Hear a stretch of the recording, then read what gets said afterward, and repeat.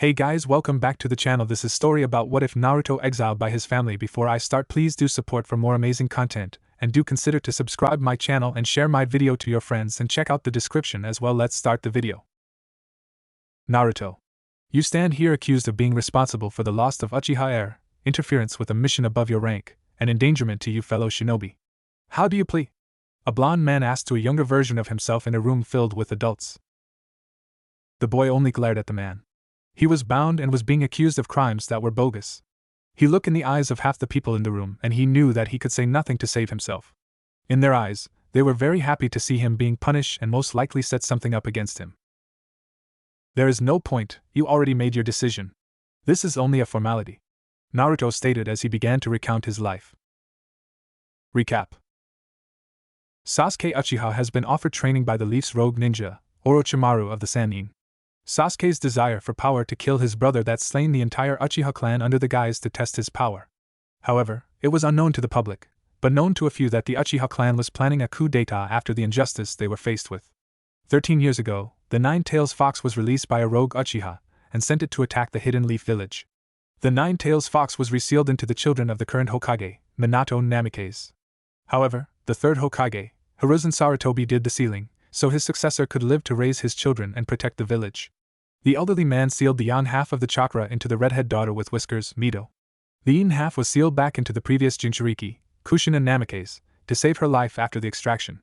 Finally the soul that controls the chakra, was sealed into a young blonde baby with whiskers, Naruto. Naruto never considered himself part of the Namikaze or Uzumaki family. As he grew up, he was forced to face the wrath of the Leaf village by himself. Due to the belief of the village is more important than the children, Naruto rarely received any attention from his parents. All of their attention was solely on Mito because she was the Jinchuriki of the Nine Tails, so she would one day defend the village from all the treats in the world. Naruto's existence wasn't acknowledged by anyone in his family. He grew up alone and in pain. The only friends that he made were the Uchiha clan and the Ichiraka family. Like Naruto, the Uchiha clan was viewed in a bad light due to the secret information of a rogue Uchiha was responsible for the Nine Tails attack. Fugaku, the head of the clan, understood his treatment and treated him better than his family and the village. Fugaku's own family became the family that Naruto never had, except Sasuke. Sasuke believed that Naruto was replacing him, so they never liked each other. After Itachi was ordered to kill the clan, Naruto was devastated and became more isolated. He would never acknowledge anyone in the village, besides the kind father-slash-daughter duo that owned a ramen stand. Naruto began to develop the mindset that Minato would never approve. The mindset of where your own needs are far more valuable than the village's needs. He stayed quiet and never rose up to be suspicious. He wanted to be away from the place that would conscript 6-year-olds into a horrible way of life. A life that he was conscripted into.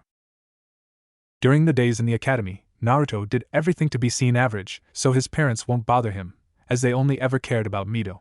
Those days, Mito would try to get close to her estranged twin brother, but she was the daughter of the Hokage and the hero of Konoha for being the Jinchuriki of the fox's chakra, where Naruto would be damned by the people for holding the soul of the fox. He would sneak off, avoiding all contact with almost everyone his age or anyone else. He even stopped coming to the Namikaze compound and lived somewhere else, not that his parents noticed, even with Mito bringing it up. Naruto even went as far as to only put Naruto on his shinobi register card after graduation. No Namikaze or Uzumaki. During his short career as a Leaf's ninja, he brought freedom and hope to the land of Wave, saved another Jinchuriki, saved the land of Snow, or land of Springs now, and became a hero to the village hidden in the waterfall. The only problem was that his team, Sasuke Uchiha, Mito Namikaze, and Sensei Kakashi was part of the mission. Kakashi heavily supported Mito at any moment. He falsified his reports and gave Mito and Sasuke the credit. Then again, Naruto only fought seriously when his team was out of sight. Kakashi believed that Mito and Sasuke did it due to them having any training compared to Naruto, the boy that he didn't acknowledge as any form of contribution to the mission, any mission. Then came the Nadeshiko incident. An all-female shinobi village came to the Leaf in order to fulfill the promise that Jiraiya made in the past. Sadly, Mito was the only student of Jiraiya, so there couldn't make an alliance. Jiraiya and Minato cursed this because the Nadeshiko village was a powerful village, even if it is small village. The idea of Naruto being used never came to mind. Naruto never had any real friends besides people using him to get close to Mito. He rarely depends on his comrades. He will come up with plans that fits his needs. This problem was brought up by Kakashi in a team meeting. He suggests working together, but only trains Mito and Sasuke. He tells Naruto to do chakra control exercise. Naruto did them all and created a few himself.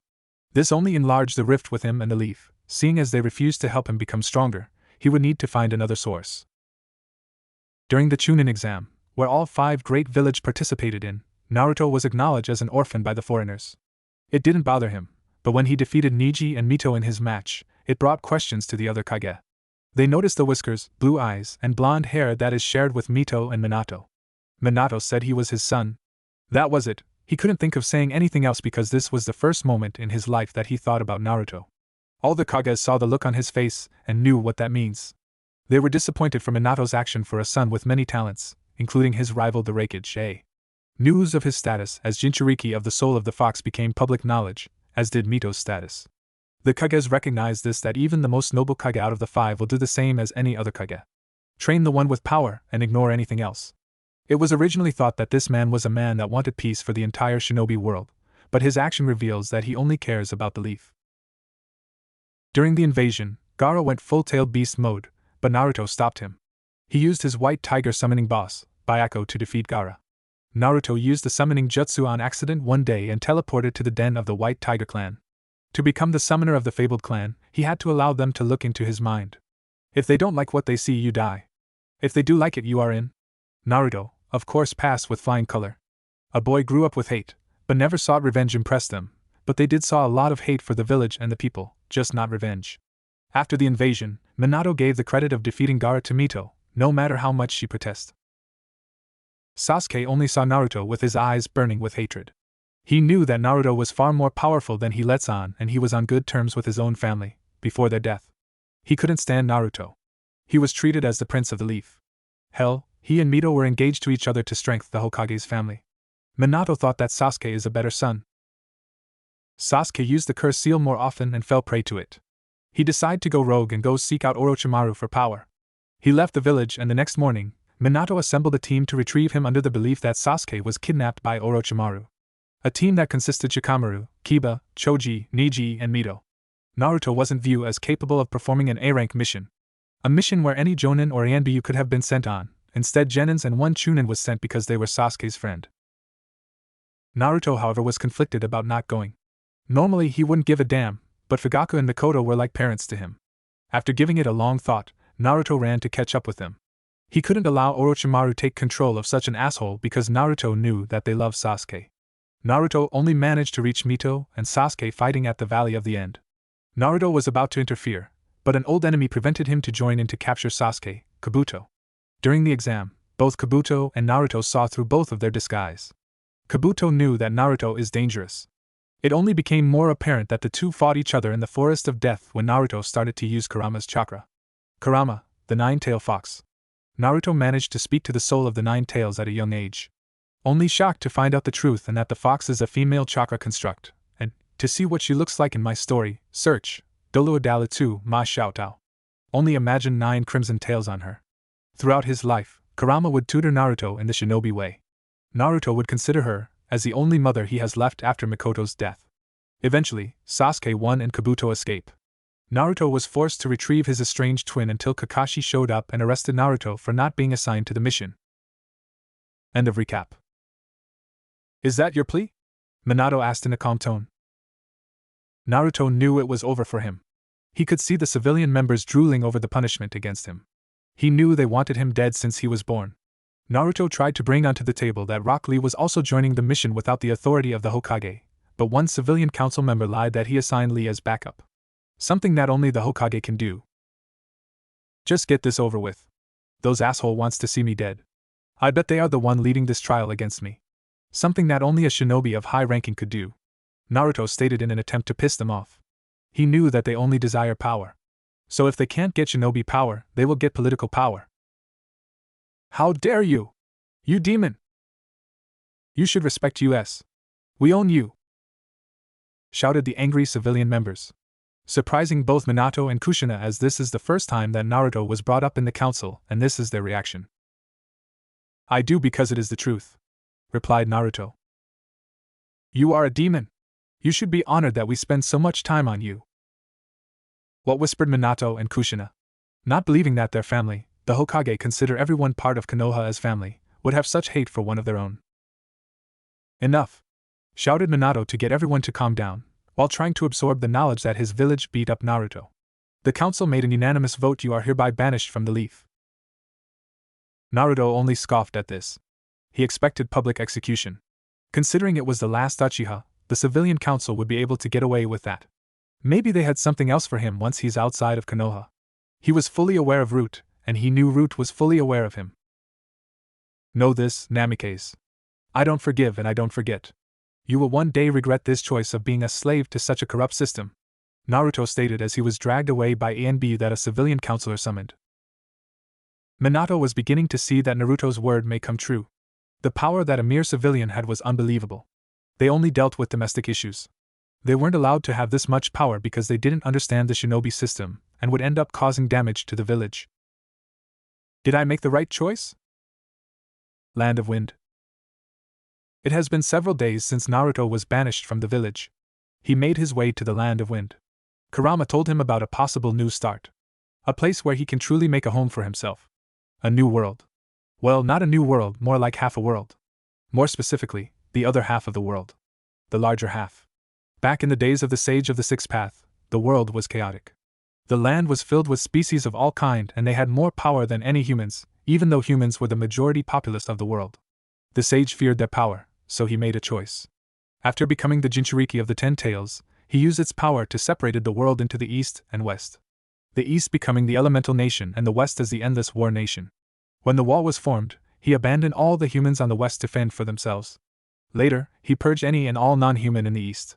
Under the belief that only humanity could achieve peace, while all non-human would only bring death and destruction. He murdered all non-humans single-handedly. Women and children were not spared. He became more of a god figure to the East, but is more known as a monster to the West as some in the West had power to gleam over the wall. This is where the fear of anything non-human came from for the shinobi race. Surviving demons went into hiding as they were trapped in the East. Demons like the tailed beast that was split from the 10 tails and others like Moroyo. They grew a hatred for the sage. Moroyo decided to target humans for revenge. The tailed beasts decided to target humans after becoming free from the sage. The tailed beasts would never forgive him for taking them away from their home as the 10 tails was originally created by someone powerful in the West. They too attack humans in the name of revenge. However, the humans were left with a new power to fight for themselves. The sage created Nishu to bring humanity closer, but they remade Nishu into ninjutsu. They use it for war, just like how every other race used power. They use it to fight the tailed beasts. Then later sealing them into humans, creating Jinchurikis. Tailed beasts were immortal, so they couldn't be killed, so they were sealed. After the birth of the Jinchurikis, they were immediately rejected by society. Any connection to non-human made them an enemy. They were treated as human weapons. Or weapons, depending who you ask. Very few humans in the East understood the feelings of the demons. They too were killed off as demon lovers. It's hot, Naruto shouted. As when he made it to the border, Byako, the leader of the White Tiger Summons, went home. Naruto has been traveling for 2 days in the endless desert. Are you sure this is the only way to make it to the wall, Kurama? It's this way or you go through the land of Earth. I'm pretty sure that they won't like you going into their territory. Even when you have been banished. Just soldier on, replied the kitsune, enjoying seeing her host walking under the blazing sun in the middle of the desert. After a few more hours of scorching walk. Hey! I see it! It's the wall! As he began to jump with joy. Then suddenly stop. How do I get over it? You said that the sage made it, so chakra can't affect it. True, chakra can't touch the wall, so the humans won't explore the other side. But you have me. I still have some power to get you over the wall. Don't worry and leave it to me, Kurama said as she began to take over Naruto's body and Naruto's conscience left the control of his body. Naruto's hair changed red and his whiskers became more defined as she took the wheel. There should be AAA. Here is the secret door. Thank you, you bastard, she said as she channeled her spirit power, prana or mana or magic as you want to call it, into the wall and a doorway open. I never thought that having a piece of your power would get me back home. She grinned as she thought of the man the sealed and split her original form. In the West, Naruto then regained control of his body again. His hair becoming blonde and his whiskers becoming less noticeable. Naruto opened his eyes and gazed into the new world. So this is the West, I thought I would see bodies and destruction everywhere. He only saw a beautiful landscape. Nature looks peaceful. A wonderful forest all around him, birds chirping, and the sound of a rushing river nearby. It reminded him the forest surrounding Konoha.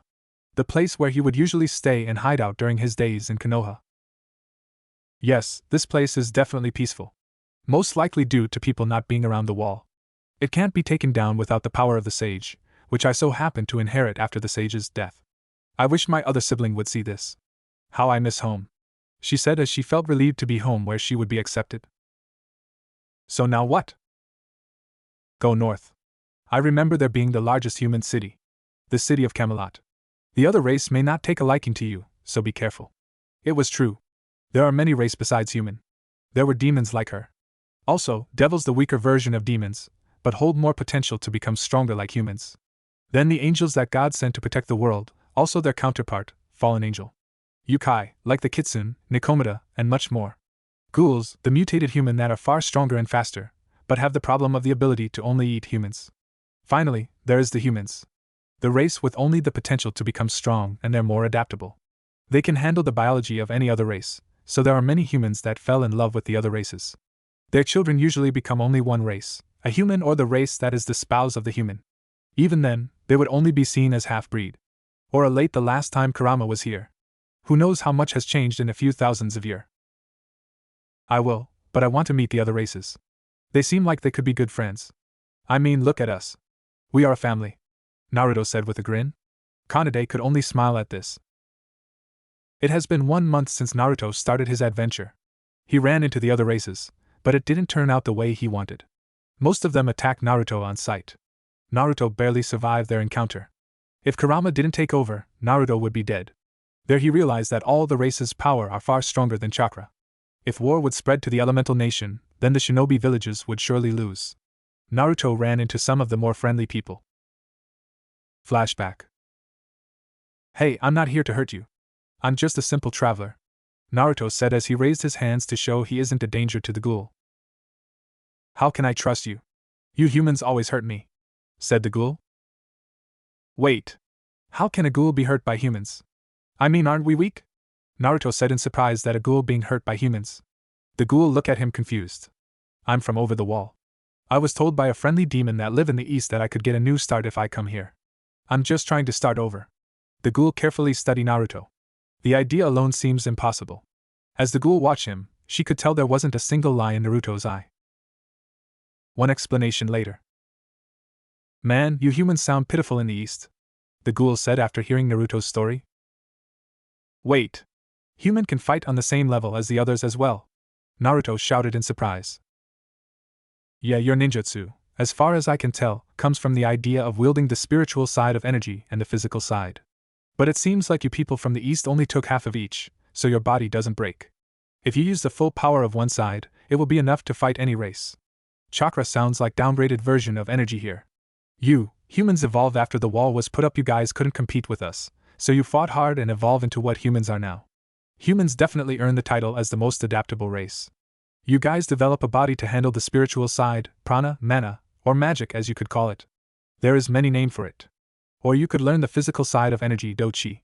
The problem is the majority have trouble mastering those two art. Only the strong could handle it. Also, your senjutsu sounds weak.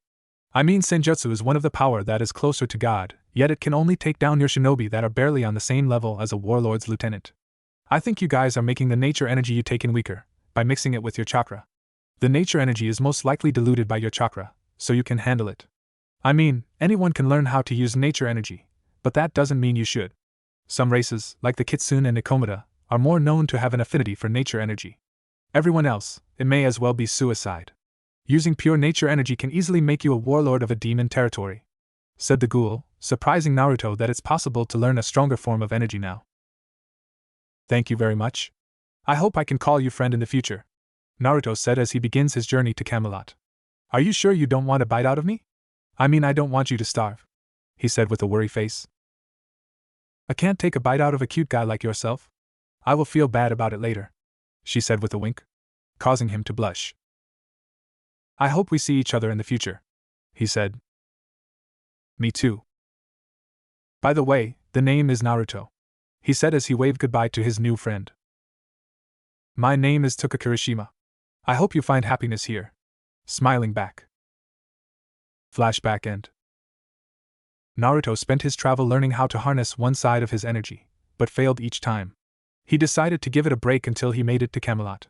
Finally reaching the gate of Camelot and into human territory. Halt! What is your business here? Shouted a pair guard pointing his halberd at him. Naruto just rose his arm up. I'm just a traveler looking for a new home, said Naruto. What do you have to offer to Lord Oda Nobunaga then? To join his kingdom, you have to offer our warlord something. What? You have to give up something to their leader in order to join? Thought a confused Naruto, believing that they would take in all humans. Then suddenly, there is no point, said a man that appeared at the gate, dressed as a standard mage. I sense something from you, you're not human. Kill him, shouted the mage as he realized that Naruto holds demonic power in human. The guards charged at him with the intent to kill. Naruto jumped back, but without getting stabbed in the guts. Naruto pulled out a kunai and threw it at the guards, but the kunai only left a dent. Damn it! Not even wind-enhanced kunai can get through their armor. The West is truly fearsome. Naruto began to panic. Then he started to do hand signs for a wind jutsu. Oh no, you don't, demon! Shouted the mage, as he blasted Naruto with a fire bolt spell, knocking him unconscious. They begin to approach for the kill, but someone appeared. The boy belonged to me. I won't have you harm him, said a woman in a cloak, covering a body. She used magic to lift up Naruto and take him away. Who was that? Asked one of the guard as he faced the mage. Someone that should be feared, the mage said as he shivered from believing who she really is. The sheer amount of mana she was giving out only indicated one person, and he was hoping it's not her. A forest away from Camelot. Naruto is just left in the forest by a lake after being rescued by our mysterious woman. Then come in a blonde woman with bluish-green eyes as she went to the nearby lake to bathe. Who is he, she wondered. Naruto groaned as he begins to wake up. He opens his eyes to look around, finding himself in a forest after being attacked. Find me, said an unknown voice. Kurama did dash. Don't worry, a mage saved you and left you here. Just get some time to rest, and we will think of something else to do. Kurama cut off Naruto, assuming he would question about what he last remember. Okay, but did you hear that? Naruto thought, but was interrupted. Hey, are you alright? Asked a girl with blonde hair and bluish-green eyes as she lends a hand. I'm fine. Thank you, Naruto said as he reached up to her hand to get back up. I'm Naruto. Who are you, Ms.? I'm Arturia Britain, the woman said as she pulled Naruto up. How did you end up looking beat up, Naruto? I was heading to Camelot, but they attacked me because I couldn't pay up. He lied to her, not wanting the cute girl in her casual wear, and Saber's casual outfit in Fate Stay Night, to be scared of him. Yeah, getting into Camelot isn't the smartest thing to do. Nobunaga is nothing but a tyrant. Why would you go to him? She asked as she begins to analyze him. Hey, I'm new here. I came from over the wall and heard that Camelot is where humans are the strongest. So I need some sort of starting point. Surprising Arturia. Impossible. No one can cross the wall. It's simply impossible. Showing her doubt to Naruto's story. That is where you are wrong, Missy, said a woman voice that appeared out of nowhere. The same person that saved Naruto. There spoke a legend that everyone here knows. Wait, who are you? Both Naruto and Arturia said as they drew at a kunai and a sword respectively. You should have heard of me, lady. I'm Merlin, the boar's sin of gluttony. One of the member of the dead 7 deadly sins, Melon said as she took off her cloak. She is seen as a slim, attractive, tall woman with 3 beauty marks below her right eye. Her outfit consists of a highly revealing and open fur-collared long coat, with heart-shaped buttons, short shorts with a heart on it, and thigh-high boots. Merlin's hair is at shoulder length and black. I thought the sins died out long ago, Lady Melon. As Arturia began to bow down in show of respect. They did. All the other members are dead. I'm the last survivor and I'm planning on rebuilding the sins with this young man's help, Merlin said. Wah. Time out. First off, who are you? Said Naruto as he brought their attention on him. Of course you won't know. You are from the east. Surprising Arturia. She didn't believe him at first, but hearing it from a legendary figure makes it more believable. I saw you cross over, but first off, introduction. I'm Merlin, the boar's sin of gluttony. The last member of the legendary 7 deadly sins. Each sins represent a person's power. My power is close to that of gluttony. You do know about the 7 sins, right? Getting a nod from Naruto. Well, I'm Arturia Britton. I'm just a simple woman trying to have a life. Then she turned to Naruto. Find me, said the mysterious voice, while Naruto ignored it as he paid attention to the situation in front of him. Sigh, I'm Naruto.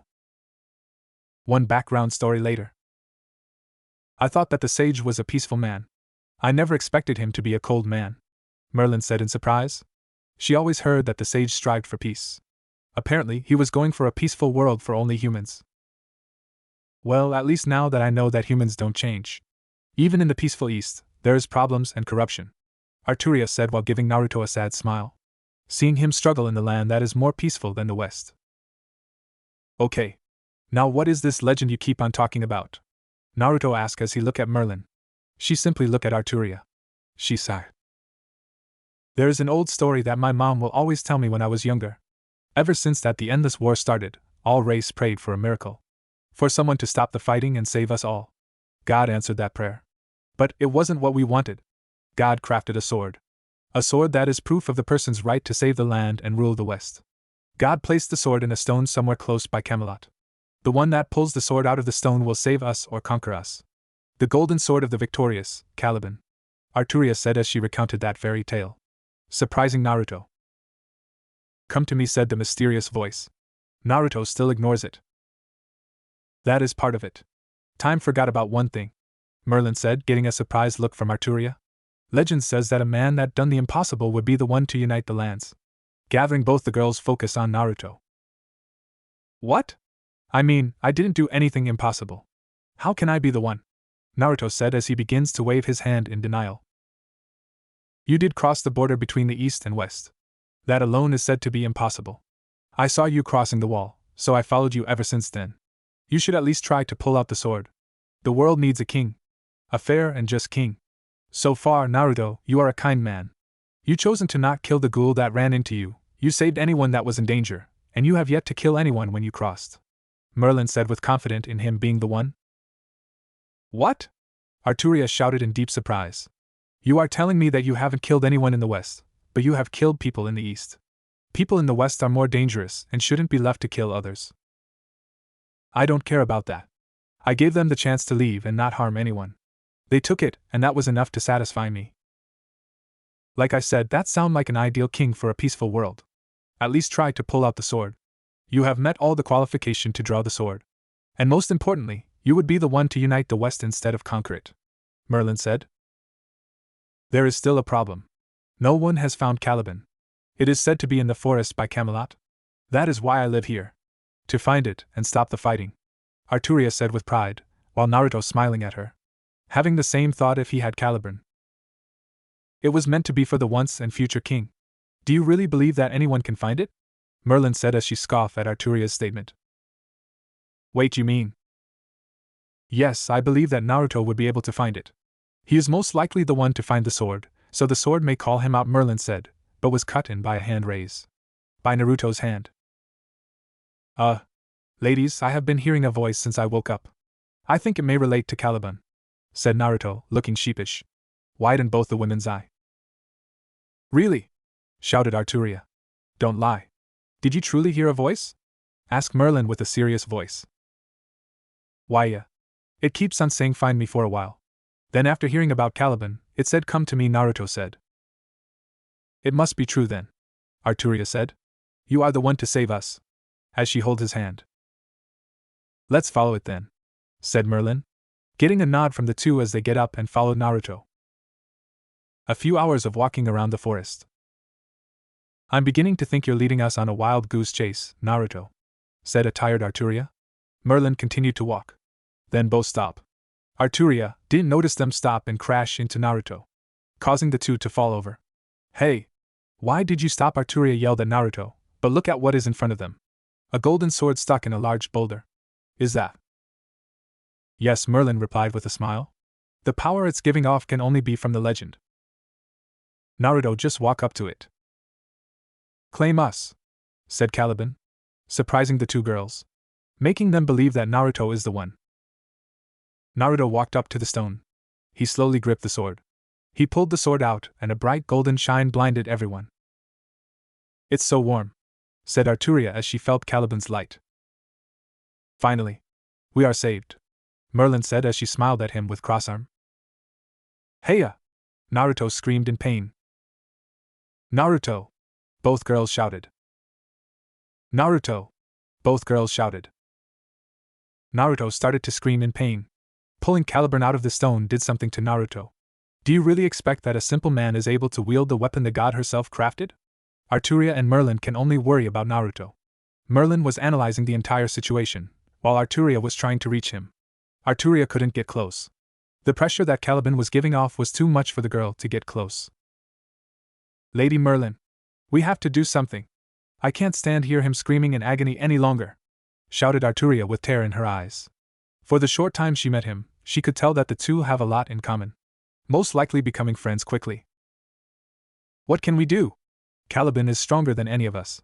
It is clearly doing something to Naruto. After a pause to think over it. Naruto is from the east. His body isn't capable of handling power like the one you seen in the west. Caliban must be rebuilding his body. But Naruto is weak. He is not like us. He will need this transformation. The only thing we can do is wait, Merlin said as she waited for Naruto transformation to be done. Arturia can only watch in pain. She felt helpless. There is someone in front of her in pain, and she is incapable of helping them. A feeling that she hated. Arturia always wanted to live in a world where there isn't anyone trying to harm each other. A fair and just world. A world that the legend always talked about. During her childhood, she always dreamed of being the person that pulls out the sword out of the stone. Now, she realized it is the blonde man that is destined to achieve her dream. A dream that Naruto could agree with. After 10 more minutes of shining light, Naruto's transformation is finally done. He already fell unconscious about 4 minutes ago. The pain was too much for him to handle. As soon as Naruto fell with Caliban in his hand, Arturia ran to him to check up on him. He is alive, Arturia said, sounding relieved. He will need rest.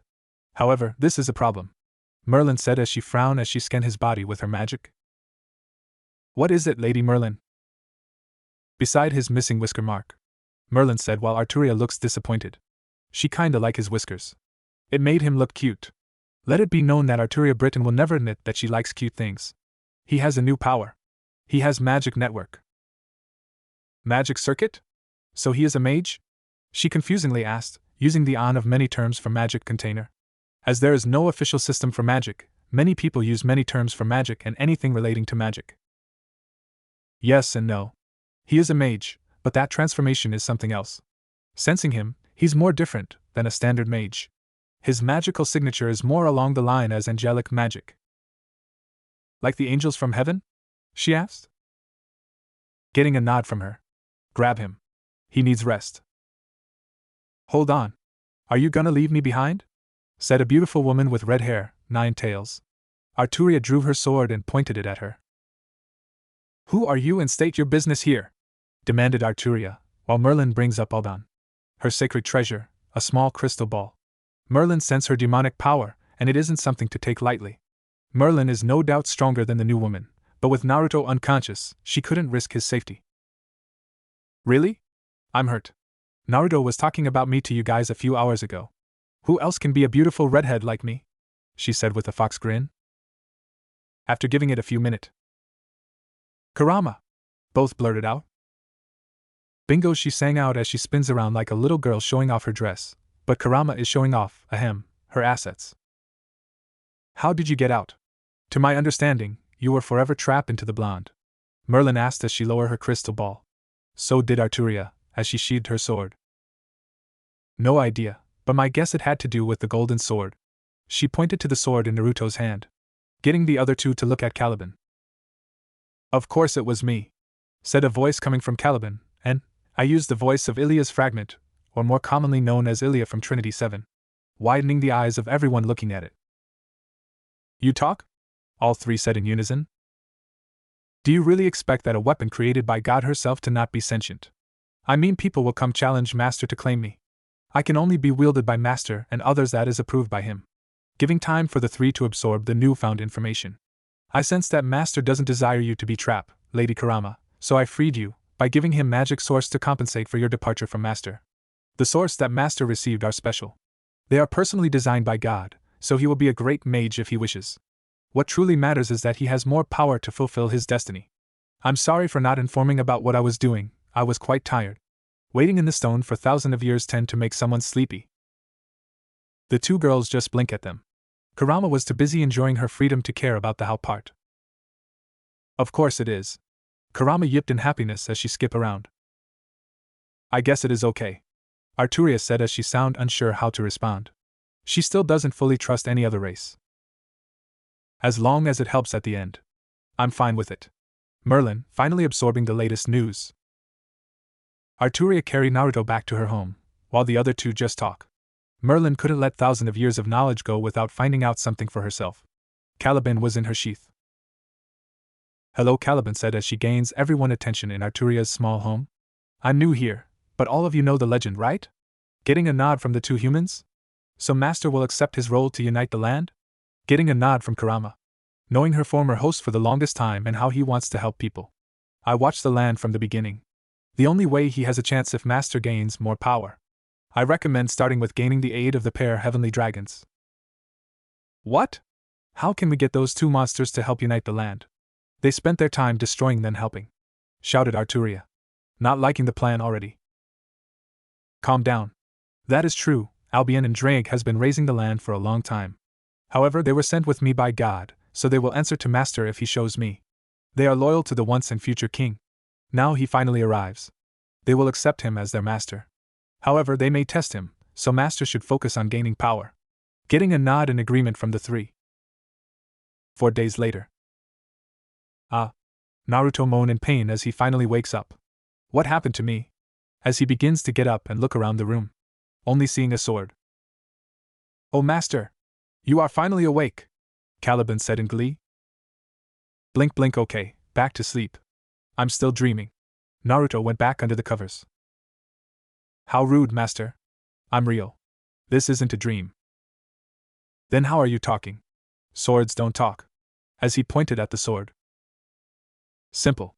I was created by God. Blink fine. You are real. He accepted. Any creation of God is special, so this should have been expected. So what do I call you?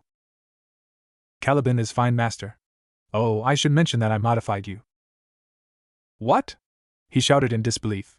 He didn't like the idea of messing his biology. Sorry, Master. You are weak, the words stab him right in the heart. Human, another attack to his heart that lacks power, and another strike and can't take on anyone on this side of the world alone. And finally bringing Naruto down to the ground on his knees crying. I don't mean to hurt your feelings, Master. I did some good for you. Is there anything else different with me? He said weakly. Still weak from her words hitting his pride. Your eye color change. Really? What color are they now? Well, one eye is still blue. Your other eye is red now. I believe that the red eye represents your newfound magical power. That is great. At least I will be able to stand out now. So what is this great magical power that I have? Not really caring about his now heterochromatic eyes. He actually found it cool. Well, your magical source are special. They were designed by God. Widening Naruto's eye. They have the power to connect to the king's treasury. I believe she called it Gate of Babylon. It is a special gate that only you can summon. It's a pocket dimension that holds every weapon ever created. God believed that the treasure of the world belongs to her chosen one. That is you. So let me get this straight. I can summon any weapon I want that has been ever created? Yes. Even the one in the east? Yes. Hell yeah! A whole arsenal of the greatest weapons sound badass. Naruto shouted in happiness. Hey, Kurama! Did you hear that? He got no response from her. Kurama still no response. Oh, Master getting his attention. Due to the immense power of your new circuits, I was able to safely release Lady Kurama from her imprisonment. She, as well as the Lady Arturia and Lady Merlin are out now. Really? Please don't lie. Naruto screamed. Not wanting to believe this to be a lie. He always wanted her to be free.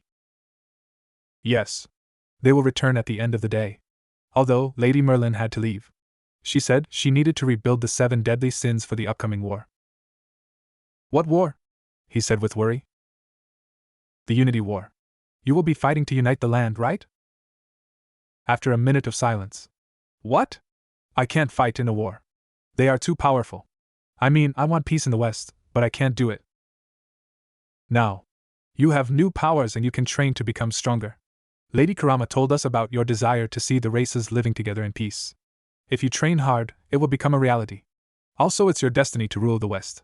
You pulling me from the stone is proof. I'm just happy that you're a fair and just man. Making him smile. I'm in. So how are we gonna do this?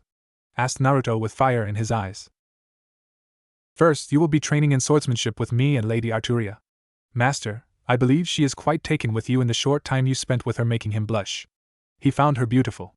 Then Lady Kurama will be teaching you tactics and understanding the other races with Lady Merlin. Lady Merlin will appear when she wants. Who will teach me magic? Oh, Lady Merlin went to talk to one of the noble family remaining that knows magecraft. You shouldn't learn any form of magic. Your circuits are designed to learn magic. There is one family that offered to teach you. I'm sensing a but. But it isn't a family. It is more of a person. The Tosaka family. There is only one person left. Her name is Rin Tosaka. She is about your age, but is a genius when it comes to magic. Okay. I can handle that. Is there something else I should know? One last thing. Arturia said she will be joining your adventure from now on. What? Time skip 3 years? It has been 3 years since Naruto pulled Caliban from the stone. 3 years since he started his training with his friends to prepare himself before he starts his conquest. He became a great swordsman during his training period. He mastered Caliban to an extent that he can summon enough holy power to defeat an ultimate class devil. However, training wasn't the only thing that he focused on the 3 years. He spent his time with Arturia, where they got close. To the point it was obvious that they love each other, but were too afraid to admit it or change their relationship. Then he learned how to be a mage under the tutoring of Rin Tosaka. The twin-tailed girl in red was a great teacher for Naruto. Her harsh teaching really got through his thick head. However, she still had trouble handling any more current technology like the radio that was common in both East and West. She ended up destroying it when someone tried to call them. Also, they became great friends. Then she grew some feelings for him, but she was Tsundere, so it was hard for her to admit her feelings. Naruto always got insulted and hit by her when he got close to her. The two girls knew that they both liked Naruto and Naruto couldn't choose one of them because he didn't want to hurt any of them. He cared for them both too much to satisfy his love life. So they agreed to share Naruto with any other girl that genuinely loves him like themselves. That was the start of Naruto's harem. Although, it was a great thing for him, he said that Arturia will always be his first love and nothing can change that. Of course Rin understood that, but that didn't change her being a Tsundere. Even Merlin decided to pop back in. She has found another member of the sins. She found a skeiner for the lion's sin of pride. It fitted him perfectly with his weird split personality during the day and night. Although he is the strongest human, he wasn't given the sin of wrath to be captain. There was someone else to fit that position. She needed to find him. Even though she was searching for members, she found someone unexpected.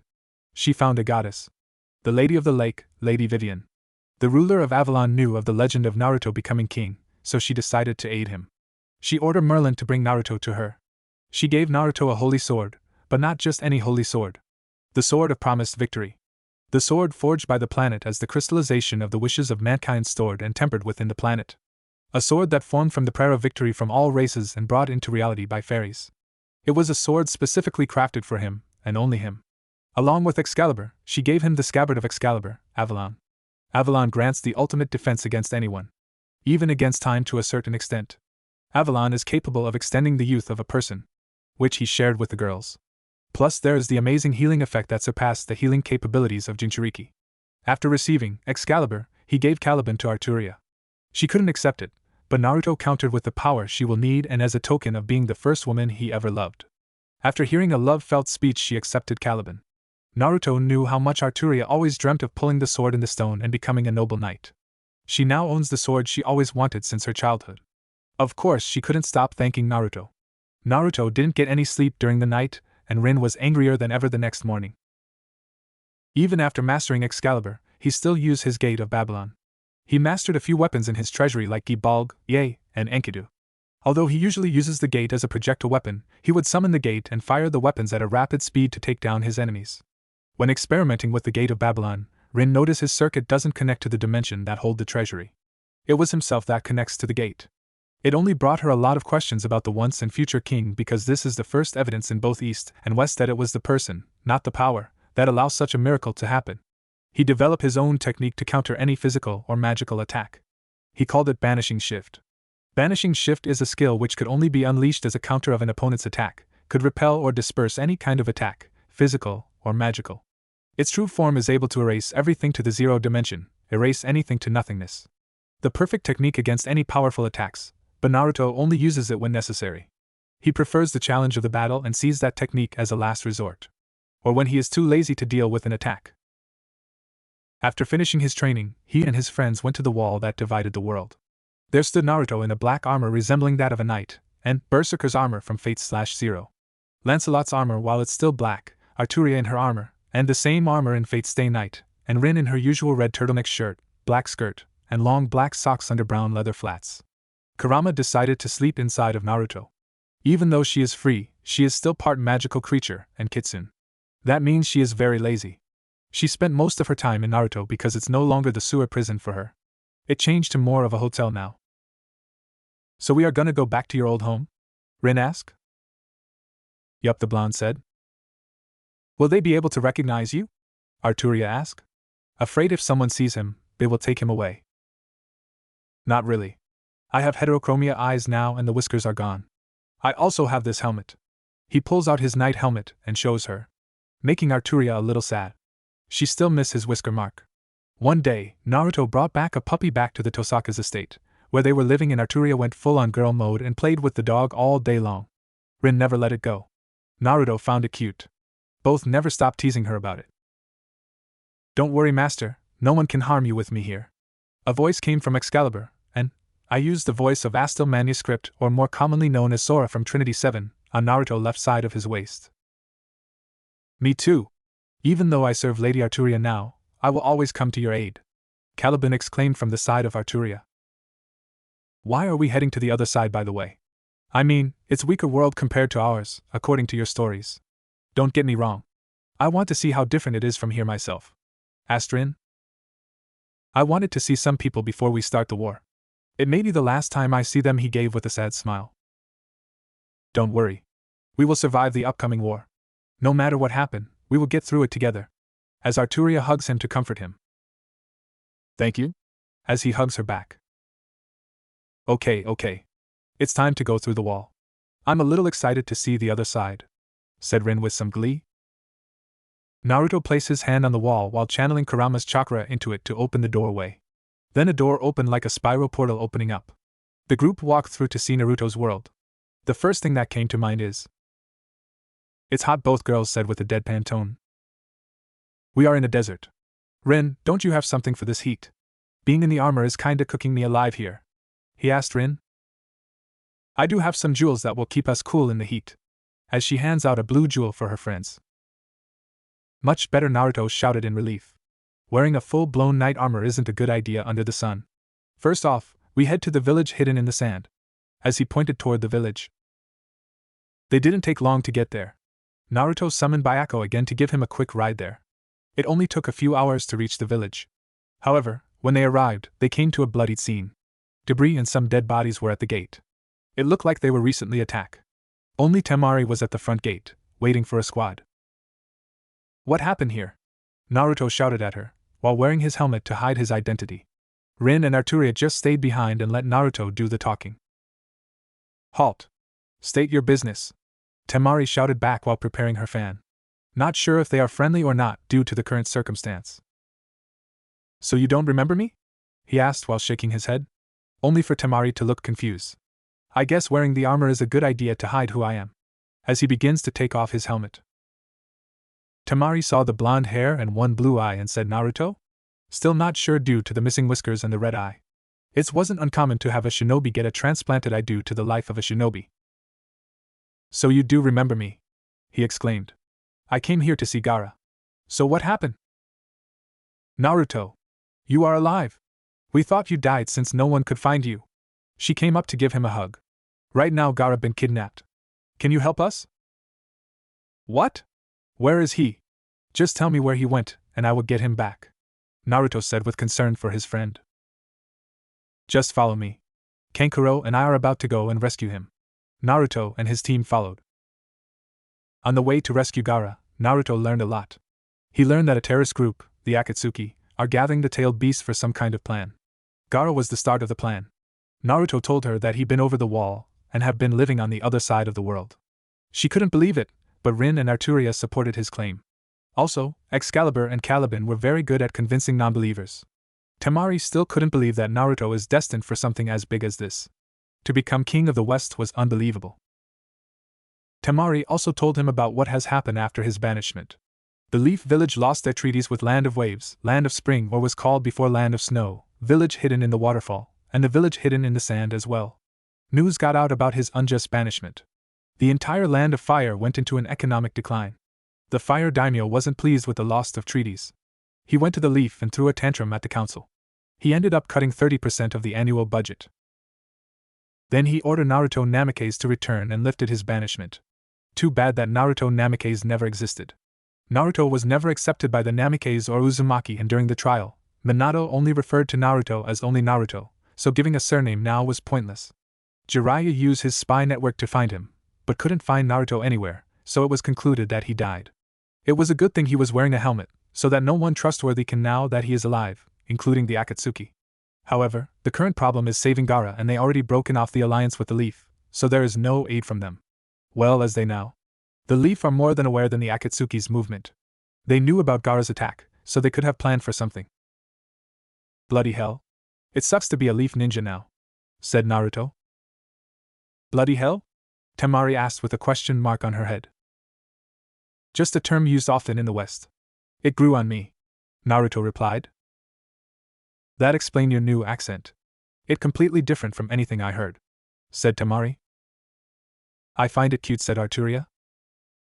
I call it going native, Rin stated. Naruto quickly adjusts life to the West, no problem. Even with the strict laws on traveling due to the ongoing war, he still had a nice time in the towns nearby. It was quite refreshing seeing that children playing and enjoying life instead of training to prepare for an upcoming war. Throughout shinobi history, shinobi were in an endless conflict as well till the shinobi system was established. Once established, the war became worse than ever before. The only good thing about the system is the time of peace that came after the massive death toll on shinobi population, not counting civilian population. A good 10 or so years to rebuild their numbers. Lord Naruto, I sense the presence of another just like you, said Caliban. That has to be Gaara. Naruto as he approached a river with a large boulder in the way. Then suddenly. What are you doing here, Leaf Shinobi? Temari growled when she saw Kakashi, Guys, Mito, Sakura, Niji, Lee, Tenten, and Sai, Naruto's/Sasuke's replacement. Ma. We are here to help, Kakashi said, trying to be friendly. He focused his attention on the man in a suit of metal armor. Unable to sense who he is due to his lack of chakra. I'm more worried about your friend in the armor. He seems weak, making Rin and Arturia a little mad for the insult of their boyfriend. Something that Kankuro bitched about when he talked to the girls. And who wear a full body armor. Only a samurai would wear one. It was the common belief that shinobi were superior to samurai in every way, but that was a lie they tell themselves. Samurai take their training far more seriously, so a single samurai could give a chunin a death battle. There are rumors that the samurai survived Hanzo, the salamander, when many powerful shinobi died against him, not including Konoha's Sannin, where they were spared. No is not the time to debate about this. All you need to know is that we are allies with the Sand and came to their aid. You, however, shouldn't be here. The Akatsuki moved too fast for you guys to come for the rescue. So that means you planned this, Naruto said in his armor while crossing his arms. Is it a problem that we are helping? Mito asked. She may have not agreed with this tactic, but accepted it because it was for Konoha according to her father. Yes, it is. We don't trust the Leaf. You could be here to kidnap Gaara and hold him hostage or take his Biju away. Kankuro sneered at them, making a couple flinch. It was public knowledge that Mito couldn't control the chakra of the Nine Tails chakra, so many thought the Leaf will steal another's tailed beast for a proper Jinchuriki. How unyouthful. We are here to help, Guy said, trying to calm them down. Ah, Master, Excalibur said, surprising the Leaf ninjas and making Tenten more intrigued with the talking sword. The signal just died. Gaara! Naruto, Temari, and Kankuro shouted in panic. Enough! Rin and I will watch the Leaf ninja. Saber, you will go with the Sand ninja to get Gaara, Arturia said to regain command of the situation. It was also decided that Naruto will go by Saber when they aren't alone due to the order on Naruto. It will be bad if Naruto was forcefully taken back to the Leaf. Getting a nod from the three. Excalibur, get ready. We are busting up that rock and killing whoever is in there, Naruto said as he drew Excalibur from Avalon. Everyone could feel the sheer power that Excalibur was giving off, making the Leaf Shinobi more intrigued. Naruto then sliced through the boulder. It won't work. Your sword can't cut through the seal that the Akatsuki placed, Kakashi said with a smug-eye smile, only to have a few Leaf Shinobi to laugh at this attempt, but soon stop. Saber cut the boulder in half like it was nothing, opening the entrance and allowing everyone to jump in, leaving the Leaf Ninjas shocked at seeing what they had seen. A sword like that could be helpful to the Leaf. Plus it can talk. It can gives us a lot of information, Kakashi thought while he plans to steal Excalibur, believing that Naruto is weak because of his armor and the girls useless. They didn't give any chakra out, so he automatically thought they are weak. Even a newborn child have more chakra than any of those three, he thought as well. Well, look at this. The nine-tailed Jinchuriki finally arrived. Now the blonde-haired bomber, Deidre said while sitting on top of Gaara's body. Get the hell off him, you bastard! Naruto shouted as he gripped Excalibur. Who is gonna make me? Deidre taunted, shifting his attention to the armored individual. Then he saw many gold ripples appear behind Saber. With swords, axes, spears, and many weapons came out of them. That was when the Leaf Ninjas jumped in to only witness Saber's power. What the hell is that? Thought everyone, but Rin and Arturia. The two only gave a smug smile that they saw. Let me show you what happens when you hurt my friends. Naruto fired one of his weapon at them at incredible speed, making Deidre jump away. What the hell is that? Deidre shouted in surprise. He saw the hole behind him, and it was deep and large. Something that a sword can't ever do. Ha! Time to show you the power of a king! As Naruto fired more projectile at the two members, he managed to force Deidre onto his bird and destroyed Sasori's puppet. Damn you! King or not, I will make you pay for destroying that puppet! Sasori shouted in anger as he pulled out another puppet. Rin, can you save Gaara? Getting a nod from her. Good. Go revive him. It will be good to see an old friend again. Naruto ordered her, and she complied. Arturia, Kankuro, Temari, watch the Leaf Ninjas and protect Rin. She revived me once before, she can save him from death. I will handle the Akatsuki members. Getting a nod from the three. It was true that Naruto was revived by Rin. Naruto was killed by Escanor one time, and she used one of her best jewels to save him. She had another just in case for moments like this.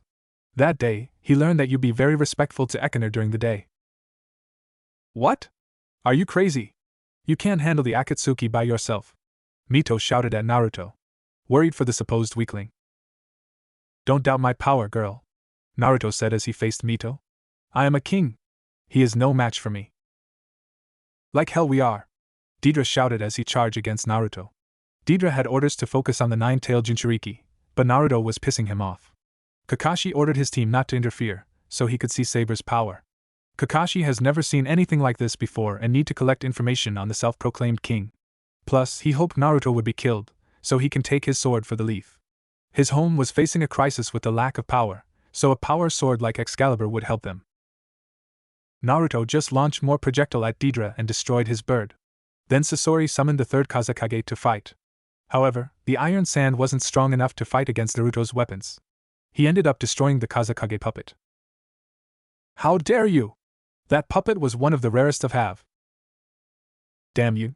Don't think you've beaten me yet. Deidre prepared a dragon made of clay and Sasori revealed himself to be a puppet. The people watching can watch in awe. Okay. I got a heartbeat. Gaara should be okay now. He will need rest. There is no injury left that I haven't fixed on him, Rin said as she finished bringing back Gaara. Thank you, Temari cried out while hugging her. Yeah. Thanks, Kankuro said as he smiled at her as he checked on Gaara. He was relieved to see him breathing. Of course, I only did it for that idiot up there. I swear, he likes to show off, Rin said as she shakes her head in disagreement with Naruto flaunting his power right now. Excuse me, Ms. Sakura asked, trying to find out she brought back a dead person without the resurrection jutsu. Rin Tosaka, or in your culture, Tosaka Rin. Ms. Tosaka. How did you bring him back? I checked. The Kazekage's heart stopped, and he was dead, Sakura asked, extremely intrigued due to her being a medic. That isn't your concern. It's a technique that belongs to my family, she said.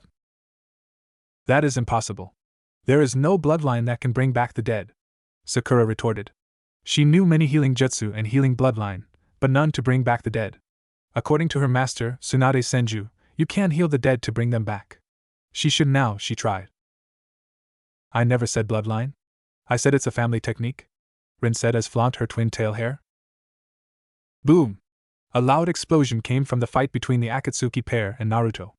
Naruto just finished stopped using the gate as a projectile and started to Enkidu and Excalibur to fight them. Naruto used the chains of heaven, Enkidu, to latch onto the clay dragon and bring it down in front of him, so the flamethrower that Sasori fired at him hit it instead of Naruto. He's a tough son of a bitch, Deidre shouted to Sasori as he jumped to his side after his dragon being defeated. I had enough of you, Sasori screamed. He lost his patience when dealing with the Lone King. He pulled out a scroll and summoned 100 puppets. Deidre lost all hope already. When Naruto used his chains, he pulled out his arm out of his body when the dragon came crashing down. Ha! Do you think that an army is enough to stop this king? Naruto said with a lot of arrogance in his voice. As he drew Excalibur. Get ready, he whispered to Excalibur. Excalibur just glowed in response. I took down entire villages with this jutsu. You will be no problem, Sasori said as he laughed. Deidre already left him to save himself and to inform the others. Deidre was smart enough to know when he lost. Naruto just raised his sword. Then everyone paid attention to Naruto and Excalibur. It was giving off a golden shine. A beautiful shine that no one couldn't resist looking at it. Golden light started to appear all around the entire room, like droplets. Then some people started to hear some voices. Kakashi just stared at the sword. With such beauty, how couldn't he? Then he heard a voice. Son. An older version of Kakashi without a mask appeared. He just gave Kakashi a sad smile and shake his head. Disappointed about what he has done. Kakashi could only let a single tear fall out. Then Guy looked at a man that looked like him, but with a mustache and a beard. I'm proud of you, as he gave a thumbs up to his son. Guy started to cry tears of youth. Niji saw his father. The same father that sacrificed himself to save his brother. He just smiled at him, making Niji cry. Sasori was ready to attack him to stop that next attack. The sheer power is enough to win. However, Mom, Dad, he said as he saw his parents. He looked very sad because his parents were smiling at him. No matter what his dad said as he hugs him on the left side of his body. We will love you, his mom said as he hugs him on the right side of his body. Sasori started to cry, but he had no eyes or tears. Then all the spirits disappear. What was that? Mito said while stuttering as she pointed to Excalibur, as well as the others as they too witnessed those dead people. While one could say there are many other swords crafted more splendidly and with better skill, this sword is an illusion far, far superior to them. You calling it beautiful would dirty its appearance. It is instead something sacred, forged from people's conceptions, legends weaved only out of hope. Arturia said with such compassion. She continued. It is a crystal trained by the alone of mankind, making it reign as the strongest fantasy. The crystallization of the prayer glory and all the things etched in the hearts of those who are scattered at the sword's exuberance, the nostalgic, the sorrowful, and hallowed dreams of those who found themselves on the bloody hell called the sword represents a desire of all warriors, past, present, and future whom have been fully exposed to the nightmares of the battlefield. And that desire? To be exalted. Arturia added. The most one out of the two that knew more of holy swords. Its name transcends all boundaries. Time and space. Cultures and languages. Nations and borders. For its name is Dash. Arturia finished. Yex, Naruto shouted as he raised his sword, preparing to strike down the army. Sasori sent all his puppets to attack after getting over seeing his parents. Caliba. He swung his sword down, destroying all of the puppets, including Sasori. Sasori only smiled and welcomed the golden light that is here to claim his life. I'm coming, Mom, Dad, he thought with a smile. Naruto saw that, smiled. Find peace and happiness in the ever-distant utopia. And the ever-distant utopia is Avalon. The afterlife. If that is wrong, I don't care. It is what Naruto believe in. Naruto said fast enough so Sasori can hear him. Even against people he doesn't like, Naruto is kind enough to pray for his enemy to rest in peace. Thank you, my king. Sasori finally accepted him as a king, being destroyed by his attack. Naruto let a smile out. The blast left a massive hole in the side of the mountain they were in. Naruto headed to Gaara to check on him. Then Kakashi walked up to him, but Rin got in front of him. Would you like to join the Hidden Leaf Village? Kakashi asked, trying to get a powerful people in the hands of the leaf. Ha! You think I would abandon my family? I know all about your reputation and it isn't noble at all. We are a family. We never abandon our own, Rin said as she gave a smirk at them when they widened their eyes to hear her devotion to her family. The family of Naruto and Arturia. I asked kindly, but it seems that you left me no choice, Kakashi said as he drew his kunai, as did the rest of the Konoha shinobi. Kankuro and Temari got ready for battle. Naruto wasn't paying attention, he was picking up Gaara. However, Arturia was already a step ahead. I wouldn't do that if I was you, Arturia said as she has Caliban ready to slice Mito's throat. She knew that the daughter of the Hokage is worth a lot in the bounty station. Naruto told the girls that the shinobi system ran more like a mercenary guild instead of an actual government. I didn't sense her, thought Kakashi and Niji. The best sensors of the squad didn't see a girl get behind them and set herself in a position to kill them. I'll say it once. Back off or you will be at war with us. The Leaf sent 2 squad to fight 2 members of the Akatsuki, and we only need 1 person to fight the pair of criminals. Do you really think that you stand a chance? She asked the group. After giving it a moment to think about their situation. Everyone, we are going back to the Leaf, Kakashi ordered, surprising his team. They knew how important the mission was to their village. What? We can't leave yet. The Akatsukis are a threat. We can take them here and now. Plus those strange people have incredible powers. If we Mito shouted before being cut off. She understood the need of the village outweighs her own needs and morals. Do that and you will be starting war with the Sand. They are our allies and promise to help us in our need. We won't abandon them. Temari shouted at her, believing that allying with Naruto would pay off in the long run. We can't start a war over a few people. Fall back, Kakashi ordered as all the remaining Leaf ninjas left. In an open field with the Sand group. What is that? Gaara thought as he felt some pain. I thought I died, still feeling pain that feels like someone kicking him. Oh, awake. You're making your friend and family worry, Sleeping Beauty. A voice came to his ear. Gaara begins to open his eye, only to see a man in a suit of black armor. Who are you? Gaara asked when facing a stranger after being kidnapped by the Akatsuki. Gaara. Temari dove right into her little brother's arm for a hug. Temari, he said in surprise. What happened? I saved you, came from the man in armor. Well, more like she saved you, as he gestured to Rin. May, I know the name of the person that rescued me? I didn't expect you to remember me after all this time. Of course the armor doesn't help. Getting a confused look from the redhead. You can call me Saber when I'm wearing the helmet, but he pulled out his helmet. Gaara just saw blonde hair and red/blue eyes. You can call me Naruto. Widening Gaara's eyes. I thought you died. Gaara stuttered as he is seeing his first friend in 3 years. Let's keep it that way.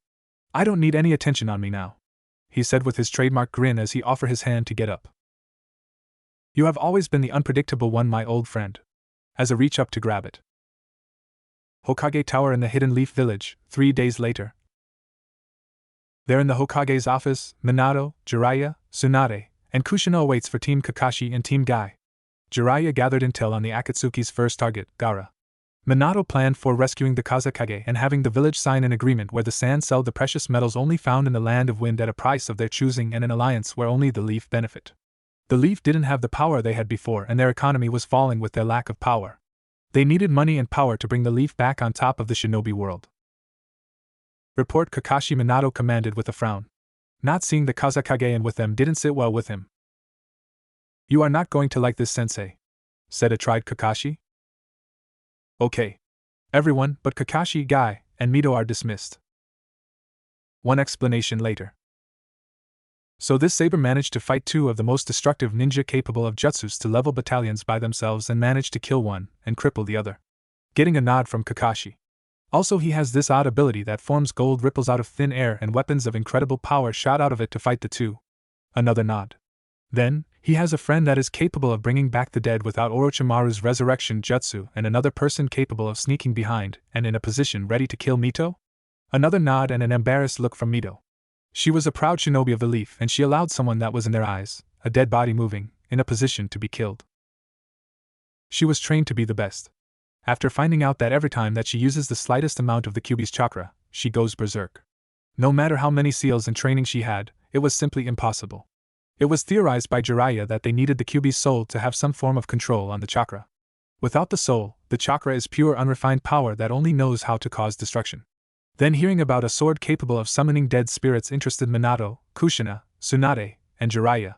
Something that Minato decided to file in his head. He as the others lost people and wanted to see them. A sword capable of doing those deeds is something that they all want. Lastly, he and the two girls that shown amazing power didn't show any signs of a large chakra reserve. No chakra at all. I used my Sharingan and saw no chakra or even a chakra coil. Niji saw nothing at all. It was as if they weren't there at all. Looking ashamed. He is one of the best the Leaf has to offer and he couldn't figure out the power level of 3 people. That's impossible. You need chakra to be alive, Tsunade stated. An expert on the anatomy of the shinobi body. Ah. As he rubbed his head. Do you know anything about them? He asked the 3. The sword of the girl and that guy, Saber, can talk. Just by seeing one of the sword's power, we can assume the other one holds great power, said Kakashi. They're allied with Sand. They seem to be a mercenary group by looking at how youthful they are with each other, Guy said with his usual attitude. The 3 look like they work with each other for a long time. Not seeing a headband, he guessed that they are a group fighting for a paycheck. After a few minutes to think. I can't allow these people to walk around freely. I will declare them as missing ninjas and put him in the bingo book. Surprising Guy, Mito, and Kakashi. Jiraiya and Tsunade look like he expected this due to them understanding the balance of power, and these 3 put the balance in danger. Kushina just nodded in agreement with her husband. Dad, you can't do that. That's against the international law, Mito shouted, more shock at her own father's action. Sir, you can't do that. They aren't part of the Leaf or any village.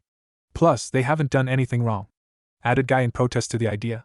Labeling a ninja as a missing ninja can only be done if they are part of the village that they betrayed. Also, they haven't committed any crimes and Minato was ready to lie about it. It doesn't matter. Mito, they have power that we need. This is all for Konoha. I don't want their power anywhere, but here in the village. I will say that they were part of the Leaf before and stole those 2 swords. They will get a capture order, Minato told them. Mito accepted his answer. That tells you how far a shinobi, child or not, would go for their village. All their life, since birth, they were raised to give everything for their village, so it was uncommon to see such a blind acceptance. Sensei, I think it won't work. The majority of the elemental nation are already on bad terms with us. They won't believe what we put in the bingo book. They will just ignore the order and take them for themselves, said Kakashi, already noticing the major flaw in his plan to capture some powerful ninjas. It doesn't matter. I will declare war on any nations that tries to take them from us. They have incredible power, so that makes them part of the Hidden Leaf, Minato said without hesitation. After a few years of being Hokage, he adopted the belief that power belongs to the Leaf. Seeing the last Uzumaki, last Senju, last Uchiha, and the legendary Sannin are part of the Hidden Leaf, all power belongs to them. He became blind with power, only seeing any form of power should be under his control. I fear that we are going to go to war soon if Sensei doesn't change. Kakashi thought, Guy as well. The only person close to the Hokage that started to see the error of the village. In the Sand Village, in the Kazekage's tower. This is a lot to take in. On the way back to the village from the Land of Rivers, I think that is where Gaara was taken. Naruto told Gaara what happened to him. He went over the wall. The most mysterious thing for the people of the Yen, elemental nation, is what was over the wall. In the past, many ninjas tried to get over the wall, but they could never stick to the wall. Whenever they built anything close to the wall, it began to crumble. Buildings made of stone or metal, it started to crumble and fell apart. Of course, the other side had the same problem. It was the wall reacting to people close by, to make sure that they don't get to the other side. Hearing Naruto going over the wall and exploring life in the West. To hear that chakra is a weak form of power compared to the power of the West. To hear that there is so many races that are superior to humans, even the humans are superior to the humans in the Yen. Especially that only about 40% of the human race could use magic or chi. Keep in mind that humans weren't the majority population in the West. Just thinking about an invasion from the races in the West frightened him to no end. His home is one of the countries bordering the West and East. Thank God for the wall, Gaara said after finally absorbing Naruto's new life. As much as I want to help you and give you the full support of my village, I can't. We'll simply be wiped out in the first battle, he said sadly. He wanted to help his friend accomplish his destiny of becoming king, but hearing the sheer power of the West, a decision like that can't be taken lightly. He is Kazekage now and needs to think about the village first. Don't worry about it. I never intended to ask for help. I just wanted to see all you guys before I go off. Cheering Gaara up. All I ask is that you keep my identity a secret till I reveal myself. Getting a nod. I just hope I get the chance to reveal myself in the future, he said with a grim smile. Baka! You won't die. If you die, I can just bring you back like I did before, Rin said to make him stop doubting his skills. Still, I want to thank you for all your help in reviving me, Gaara said. Well, there is one thing, Naruto said as he scratched his head. Gruggagrafurga growl from Naruto's and Arturia's stomach that caught the attention of everyone in the room. Rin only facepalm and Kurama was laughing at the two. Hunger is an enemy that everyone must defeat, Arturia said with a passive face while placing her hands on her hungry stomach. Yeah. Can we get some food? He asked them. Temari giggled, Kankuro scoffed at them, and Gaara smiled. Of course, Gaara said as he got up from his chair to take everyone out to eat. 4 months later in the land of Waterfall. After Naruto's group time in the sand, they left to go and visit others. Gaara promised that he will watch for the wall to come down, and welcomed the idea of an alliance with Naruto when he becomes king. Naruto headed to the land of waves to see Tazuna and Inari. They were happy to see the blonde idiot alive and happy. Then he went to land of snow to visit Koiki. He left the country with new bruises. Apparently, Koiki decided to give him a deep and passionate kiss after hearing his plan for the future. After the kiss, she told him, I will wait. And she left, leaving Naruto confused at her message and making Rin and Arturia angry at his thick-headedness. Later, Kurama decided to tell the group of one of the last demon in the east, Miroyo. He wanted to offer him the chance to return to the west. All demons have long life that seems like they are immortal, so Miroyo was most likely alive and the shinobi are weak against him. The group headed to the land of demons and volunteered to protect their priestess, Cheyenne. Cheyenne was a brat that didn't get along with Naruto much. Arturia was the person that would watch over her. When reaching the temple, Arturia and Rin fought the army and Naruto took Cheyenne to seal Miroyo. Of course, Naruto stopped her, so he can offer Miroyo the chance to go home. He refused his offer and went on the attack on the east. He was consumed by hate and wanted revenge on the sage, but he died before he could get his revenge, so he decided to target his people. Cheyenne fell into despair and was prepared to die sealing Miroyo. However, Naruto fought hard with Excalibur, and with combining his sword and Cheyenne's mystical bell, they were able to defeat Miroyo. Cheyenne fell in love with Naruto and asked him to pass on her power, which he agreed to, getting another beating from Rin because she knew that Naruto didn't understand what Cheyenne really meant. Also, there was this one time he ran into a pair of women when he decided to train somewhere more secluded. As he trained with his swordsmanship and magic skills, a pair of women watched him. They noticed he was powerful, very powerful. They came out and introduced themselves to him. They were Shizuka and Tokiwa. They were out looking for powerful men to challenge and take back home for Shizuka. It was no surprise that Shizuka lost. Seeing how Naruto trained was frightening. He used the Gate of Babylon to surround himself and fired many Noble Phantasm at him. Noble Phantasm is the general name that he gave his weapon in the gate because of the power belonging to a noble king, and the power could be something found in the dreams of the powerful.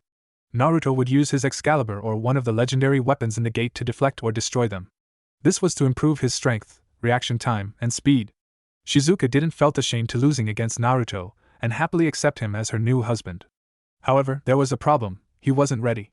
He told them his story after making them promise not to tell anyone. They were surprised to learn that he was the former son of the Hokage. Even more surprised to learn about the mysterious West. They were skeptical at first, but the looks in Naruto's eye told them he was telling the truth. She promised to wait for him. That was when he finally understood what Koiki meant before. He happily agreed, forgetting to tell the others about the news. It was going to be an interesting reunion for him. We can't forget the village hidden in the star. They had trouble with their leader forcing the next generation of star shinobi into a dangerous training. When Naruto and his friends came along, they were saved. Oh, also he killed the zero-tailed beast. When there was trouble with the land of the sky, Naruto took care of it. He helped Amaru too, as well as Haruna, the new daimyo from the land of vegetables. In addition, the group ran into some trouble. Throughout their journey, they were attacked by hunter ninjas from the leaf. They intended to capture them at all costs.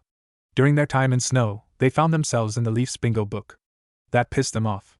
To find out that they made up many lies to get them into the book. The first time they ran into the leaf, they allowed them to retreat. The rest of the time, They went back to the leaf and body's bag.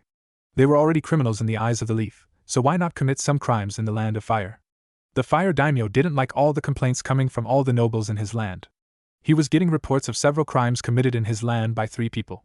Of course, the daimyo figured out that Minato was up to his old ways again, but this time, he couldn't stop him. They committed several crimes: theft, vandalism, Dainandash, murder of leaf ninjas, and more Dainandash incident. He just let the leaf ninja do their hunting and kept his men out of this affair, knowing the truth and the injustice done by Minato. By the time they reached the land of waterfalls, 3/4 of their hunter ninjas and 1/4 of their Yanbu, and many Chunins and Genins and few Jounins died. Minato believed that as soon as he gets them, the village won't need to worry about power anymore. He believed the Rin's power to bring back the dead was enough to bring back the best they had. How wrong he was. The ranking of the major village drastically changed. The sand began to grow stronger due to aligning themselves with countries that Naruto helped. Mist got out of their civil war and managed to fill in all of the 7 swordsmen of the Mist, except for Kisame. His position was replaced by Mangetsu. He is alive in my story, as a swordsman capable of wielding all swords. The group alone brought them up to strength. The new ranking from 1st to 5th is Cloud, Stone, Sand, Mist, and finally Leaf at dead last. They lost too much reputation to gain any good jobs and lost too many people trying to capture our trio of heroes. The village was in such a bad state that Jiraiya started to donate his money from Ika to the village. Also, the Uzumaki wealth dwindled drastically. Kushina used the entire money of the former village of the Uzumaki clan to help the village stay afloat.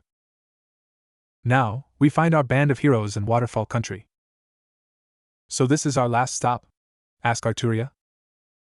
Yeah. I want to say goodbye to Shibuki. He is a good man. Naruto replied. How far is it? Rin asked. Already tired from all the walking. Not that far. Just an hour more of walking. Boom.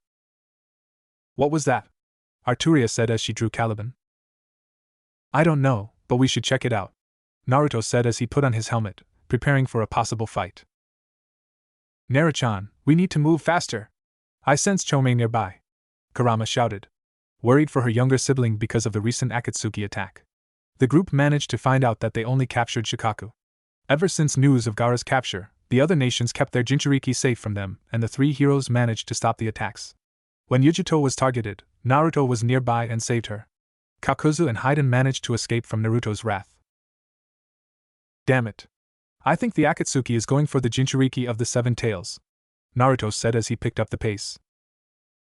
They group hid in the trees near a battle between the zombie duo of the Akatsuki against a tan-skinned girl with green mint hair.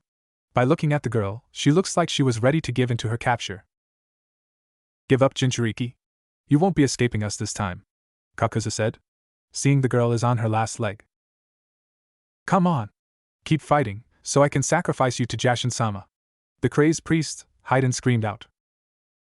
I can't keep this up, Fu thought as she begins to accept her fate to be captured by them. I don't think so, a man's voice came out, getting the 3's attention. You!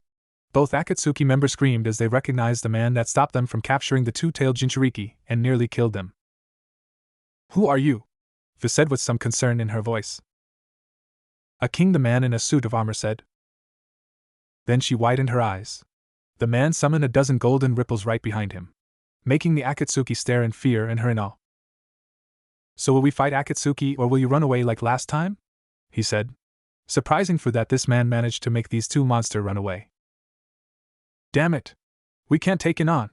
Only Leader Sama can take him on, thought Kakuzu thought as he remembered the last battle and the order that Pain will deal with him. You might have killed the puppet, but you won't be able to kill us, Haiden shouted as he charged at the man. However, he stopped. Kakuzu sent his treads to restrain his partner. Stop, Haiden! We will die if we face him.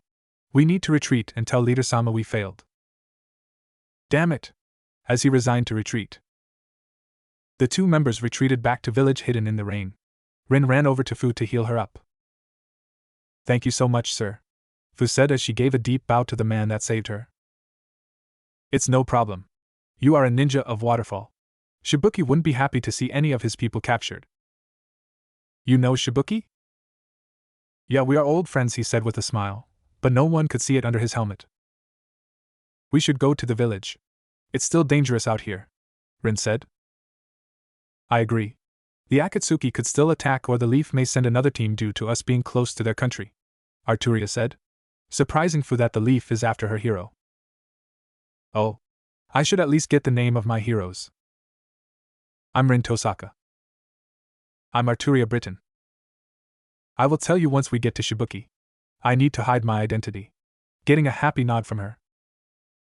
The four head off to the village hidden in the waterfall. Once in the village, Shibuki brought the group into his office. After hearing the story of Fu being attacked by the Akatsuki, he began to worry for her and his village. Then when the man in the armor took off his helmet, everything changed. To hear that the story of their hero was mind-opening. Naruto, please take Fu with you, Shibuki said while bowing to him on his knees. Yeah, said both Naruto and Fu. Fu was blushing at the idea of going with Naruto. She idolized him after he saved her village from the traitor, Suion. Then she developed a crush after him rescuing her from certain death. Are you sure? I'm going to a place where Jinchuriki are weak compared to others, he said. Yes. The Akatsuki is a threat that I can't handle. Fu got lucky due to you visiting me. I fear she won't survive another attack and we won't be strong enough to handle them. As he began to get up. Plus I know you will protect her. Getting a smile from Shibuki which Naruto returned with his own. Naruto faced Fu. Fu, do you want to go west with me? To go into war with people far stronger than anything in the east. To face certain death with little chance for survival. He said with a smirk. Of course. I will be safer with you, Naruto-sama, she said with a smile. By the way, call me just Naruto. She smiled even more. Hi, Naruto. The two begins to walk off together talking to each other. Why is it that every girls he meet, they fall in love with the idiot? Rin asked Arturia tiredly. He's Naruto. We can't stop that, Arturia said happily, not minding all the attention that Naruto is getting. She is still getting the most attention from him compared to Rin. Something that she plans to change. We now find our newcomer, Fu, joining the group. After her run-in with the Akatsuki, Shibuki offered them her the chance to go with her hero to a completely new world that she isn't familiar with. After a tearful goodbye between Shibuki and Fu, they headed to the village hidden in the sand. Sand village? Damn, the sun is going to kill me, Fu complained. How can you three stand the heat? She accused her new friends. Didn't Rin tell you? Naruto asked her. Tell me what? As she narrowed her eyes at him. Rin stepped up, gathering her attention on her. I have a spell that can keep you cool in the hottest temperature, she said with a big grin, causing Fu's jaw to drop. You! How come you didn't give it to me? An angry Fu shouted. Well, you need some kind of welcome gift. I figured the appreciation for my genius talents would be a good gift, she said with a smug. It would have been better if you did cast that spell on me. Rin just ignored her and continued to the village's gate. Why you? Get back here! Fu screamed at her and chased her, demanding her to cool her off. I feel like those two will become good friends, Naruto commented. Not unless Fu kills her first, Arturia said with a smile. They do have a unique dynamic. Time skip. There in the village hidden in the sand, Naruto and Gaara came up with a plan to deal with the box of unlimited bliss. They came up with the idea that Naruto tried to assassinate Gaara and later be captured and sent to the blood prison. Naruto, under a fake identity as Tatsumi, was trying to assassinate Gaara to weaken the sand village. Naruto pleaded that he was taking a job from the Leaf Village. Something that they denied, but their reputation suggested otherwise. To be honest, it was one of Minato's plan for bringing power to the Leaf by weakening the others. Of course he couldn't say that and there was no real proof. The trial was held in the Land of Irons with all 5 Kages attending due to him being sent to Hozuki Castle. A prison that needs to be approved by all. Naruto only said that the Leaf hiring him due to planting the seed of suspicion on the Leaf for everyone, except for Gaara. He started to doubt them after hearing that they were planning to rescue him from the Akatsuki. He was later sent to be punished. He still had his chakra coils and with the help of Kurama, she managed to make it look like that Tatsumi was on the level of a Kage to draw out the perpetrator. Naruto went into the prison to do his job. He was confronted by Mui, the head of the prison, and taken captive to be an offering for the box. However, he escaped from Mui and his men. The fire release, Heavenly Seal, didn't work on Naruto because he didn't use chakra to escape. He just summoned one of his noble phantasm to fight his foe, but he didn't escape without taking some hit. He ran and hid in a cave near the prison. There he rested for a while until another prisoner confronted him. This prisoner was Ryuzetsu. She came in to heal him and talk about her purpose there. They got along well and agreed to work together to kill Mui and destroy the box of unlimited bliss. The problem was that they needed to find the box. They decided to wait until Mui made the first move. Mui got tired for searching for Naruto and decided to harvest the other prisoner's chakra for the box. There Mui finally faced his son Muku, that he wanted to see for a long time. Muku, who was really Satoru, the demon in the box, was wearing his skin to finally escape the box.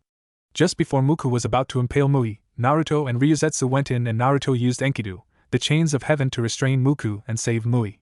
Muku transformed into Satoru true form to battle Naruto, who was the only one capable of taking him down. Naruto summoned Durandal and fought a fierce battle with Satori. Naruto was struggling to take out Satoru and there were prisoners and guards dying in the crossover. Naruto couldn't take it any longer and summoned Ie and finally slain the demon and saved the others. Mui was grateful for Naruto and Ryuzetsu's help in saving him and ending the nightmare of the box of unlimited bliss. He allowed the two to leave the prison due to the understanding of their reason in the prison for the first place. Ryuzetsu didn't have anywhere to go anymore. She didn't want to go back to the village hidden in the grass, so she followed Naruto. The two were close during their time in the blood prison and figured that the other side of the wall is a better choice for a new start. Something that would later bring headaches for him and his friends. After introducing Ryuzetsu to the group, they head off to the west. Tosaka's Manor, west. During their trip to Rin's home that they are using as a base, Fu and Ryuzetsu couldn't believe that they were actually in the west. They saw a lot of death. Naruto and the girls led them through several war zones to show how violent that the west is. They saw many dead bodies and were forced to fight against some of the other race that wanted to kill the group. Of course, they were surprised about how strong the other race were. The ghouls were far stronger than most of the girls and gave them a hard time. The demons and devil really freaked them out. They were ruthless and nearly killed Fu. If Chome, Nanabai, didn't save her, she would be dead. Finally reaching the safe haven of Camelot, the humans finally relaxed in the Tosaka's Manor. Some part of me regret coming along, Fu said with a sheepish smile. Still, the West is really interesting. The culture is very different, and the food is pretty good, Ryuzetsu said while eating some fish and chip that Rin made for the group. Something that all the ninjas from East could say that is delicious. The girls nodded in agreement as soon as they tried it. Thanks. Happy to know that you like our cuisine, Rin said with a smile. The entire group spent the next couple of hours eating and enjoying their time in the manor. Especially Arturia, Rin rarely makes a lot of food. She was going to eat as much food as possible. Now that celebration are over, we need to talk about what are we going to do next, Arturia said with a serious voice. True. We finish your little vacation and now we are back in West. What is next, Naruto? Rin asked, making everyone look to the once and future king for guidance. The next step is getting more power. Even with all the weapons that I could summon, we need more to fight every race. I'm thinking of something crazy. How crazy? Rin asked. She knew and dreaded that look. I plan on taking the power of the heavenly dragon. What? Rin and Arturia shouted, surprising the other girls that don't know of the legend. That is stupid. Even for you, Rin shouted. Agreed. At least wait for Lady Merlin to return before facing them, Arturia said with concern in her voice.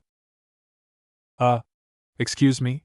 Would you guys explain what is a heavenly dragon? Fu asked as she raised her hand. The heavenly dragon are two dragons that holds power that nobody can face. In the past, the demon race challenged against one of the two and lost their demon lord. They later went into hiding to build up their force. That was when the devils came up and took their spot as one of the powerful faction in the West. The demons are still more powerful than the devils, but they are low in numbers. Back to the dragons, legend foretold that they were sent to be the one to aid the once and future king, Rin said in lecture mode. So why is it a stupid idea for Naruto to face them? He is the once and future king. Ryuzetsu asked, confused about the problem. The problem, Ryu, is that I wasn't born when they were sent to the West. They waited and many people hunted them down like the Biju at home, so they fought back and started to ignore their duty. They would test me or just kill me. Seeing as no one is capable of taking them down, we believe that they will kill me, Naruto answered using the nickname he gave Ryuzetsu. Oh, Ryu said. Still, it is the right call. It's time I face them. We can't wait for Merlin to come back, he said as he stood up. I'm doing this alone. No buts. This is my destiny and it's time I face it. What is your destiny then, Naruto? Ryu asked as she or the others haven't heard the full legend. It's an old legend that existed way before the wall came up. It became a fairy tale that many parents told their kids and hoped to give them hope for a warless future. It says, a child capable of pulling the golden sword of Victorious from the stone will be bestowed power capable of saving the world or destroying the world, Arturia answered as she loves the story since childhood. Fu just listened carefully and was reminded something. This reminds me of, she went on to tell the story. It was a story that speak of the child of prophecy from Shibuki. He had a summon that would talk about it all the time. Interesting story, a feminine voice said from nowhere. Surprising Fu and Ryu. The other three already recognized the voice and her antics. Calm down, everyone. It's Merlin, Naruto said as he continued to drink his tea. Then Merlin came out of the shadow and showed herself. You need to stop doing that. Coming out of nowhere without me sensing you is scary, Excalibur said, as she doesn't like any surprise that put her master in danger. Come on. I thought it was funny, Kurama said as she came out of the kitchen with a bag of chips. Nice to see someone on my side, Merlin said with a smile. Now I'm Merlin. You should already know me, she asked, getting a nod from the two. Good, now Fu, that story isn't really surprising. After talking with Lord Byako himself, I learned that all elders of each of the summon race once heard of our legend about the sword in the stone. Even the White Tiger Elder had a similar memory of our story, but only remember parts of the legend. This summon elder must have remembered parts of our legend and pass it on as a prophecy. A prophecy that was incomplete on his side and only works in the West. Our world is the one in constant war, not yours. Yar, you ninjas are really selfish. How come did the summon elder pass it as a prophecy? He said he saw it in a vision, Fu asked. You just said it. He is an elder. An elder with memory problem like all other elders of all race, Merlin pointed out, making Fu realize she was right. The elders of all summons were infamous for their long age and memory problem. In hindsight, Naruto's pain could have been avoided if they acknowledged that the elder of the Toad summons was just an old forgetful toad, because it was him that caused the Namikaze family to only care about Mito. Well, with that out of the way, Naruto. Merlin gave a serious look. You are right, she said with a smile. Yeah, said all the girls in the room, leaving Naruto dumbstruck and Kurama laughing. I said he is right. It is time that he faced those two. Albion is more loyal, so he may come quietly if you show him Caliban, but Drake will ask for a fight. You will need to prepare for that, Merlin said in all seriousness. Time skip. Naruto asked for Caliban back to use against the heavenly duo. Arturia handed back to him with a kiss. Ren also gave him a kiss and threatened to kill him if he dies. Ryu and Fu made Naruto promise to come back. Then Naruto head off to Empty Heaven, the mountain range where the heavenly duo live and fight. It was named after them. Then Naruto head off to Empty Heaven. Man, Naruto said as he longed at the sheer destruction around the mountain. Growling. Who goes there? A very powerful shout came from above, showing at two large dragons, one red and one white. Who dares enter our home? The red one shouted, not liking intruders. Look, Albion, a human came to challenge us.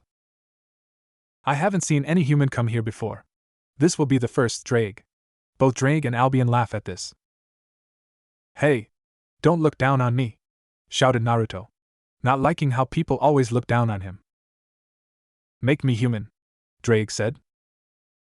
Naruto only grinned at this. He drawn out Caliban and let her light shine bright in front of the two. I am possible, Drake shouted. Finally, Albion said with glee. Our master is finally here. That's right.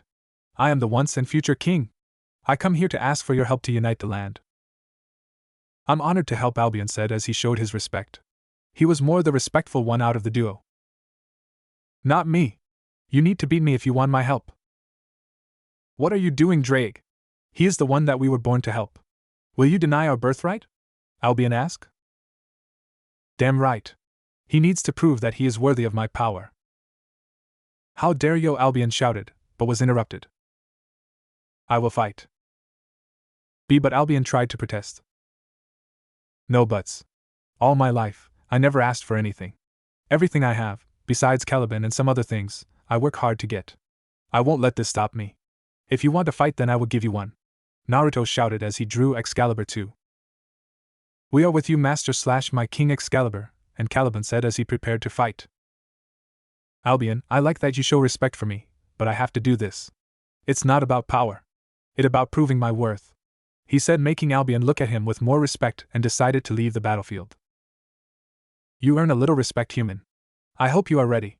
Mother, God is a female and created the heavenly dragons, so they are their mother. Promise me that her chosen king will be strong. Bring it! Naruto, Caliban, and Excalibur shouted.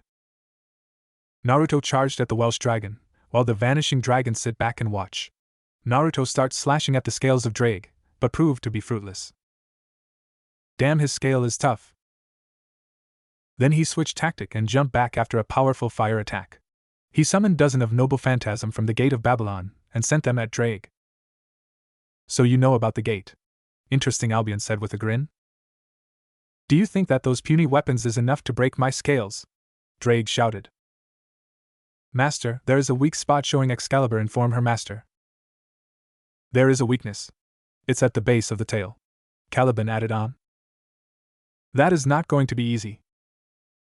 Naruto pressed on with his slashes with his twin holy swords at Drake's stomach. Only to notice a powerful glow he started to give off. Naruto immediately jumped back to see his next attack. I wonder if you can survive this. Take this. Longinus Smasher, Drake shouted as he fired a pure green beam of energy at him, destroying everything in his way. I'm not great with names. Damn it, he thought as it got closer. He stuck Excalibur to the ground and gathered prana into Caliban. Banishing shift, he shouted as he swung Caliban against Longinus Smasher and sent the attack into the zero dimension, surprising the two dragons. Ha! How do you like that? He taunted. That is an interesting move, Albion thought. What the hell was that? That wasn't the gate of Babylon, and sure as hell it wasn't one of Caliban's attack. Drake shouted in anger that one of his most powerful attack was countered that easily. Oh, that was the gate in a way though. Getting a confused look from the red dragon.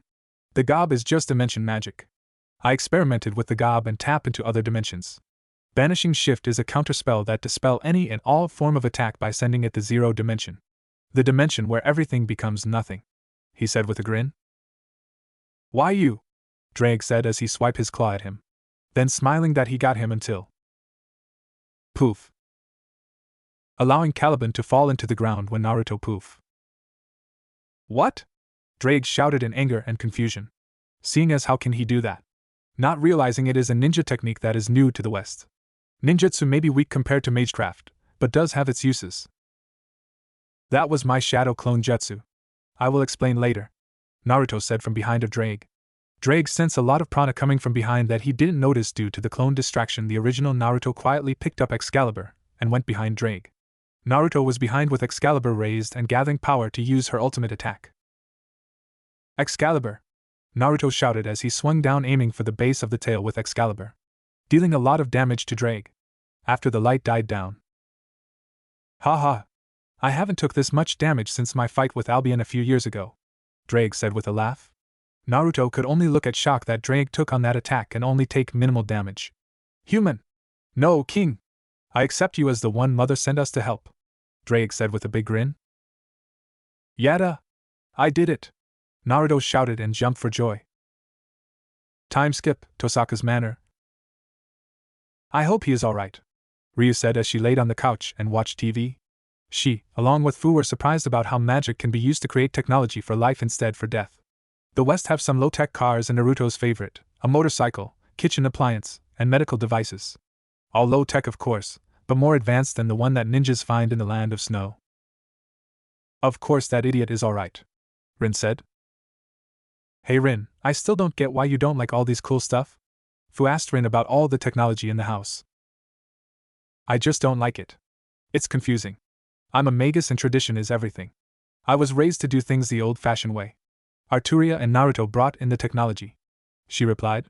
She really didn't like technology. No matter how much they taught her about it, she still had trouble. Roar. Rin, Fu, Arturia, and Ryu heard a loud roar outside and went out to see what it was. Only to see a red and white dragon coming their way with a blonde on top of the white one. They all looked dumbstruck. Arturia and Rin especially. All their life, they were told how dangerous that the duo were, and now, they see their lover ride one as if it was nothing. They expected Naruto to live and fight another day after losing to the dragon. They didn't see this coming. Hey guys! Naruto shouted as they began to land in front of the manor. Naruto jumped down to give the girls a hug. Who the hell is making that noise?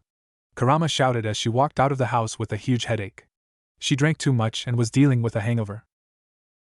One long introduction and explanation later. So you see, I don't really want you two to do the fighting. Making the heavenly duo look at their master with more respect. The two could have easily conquered the entire West for him, but Naruto said he wanted to do it himself.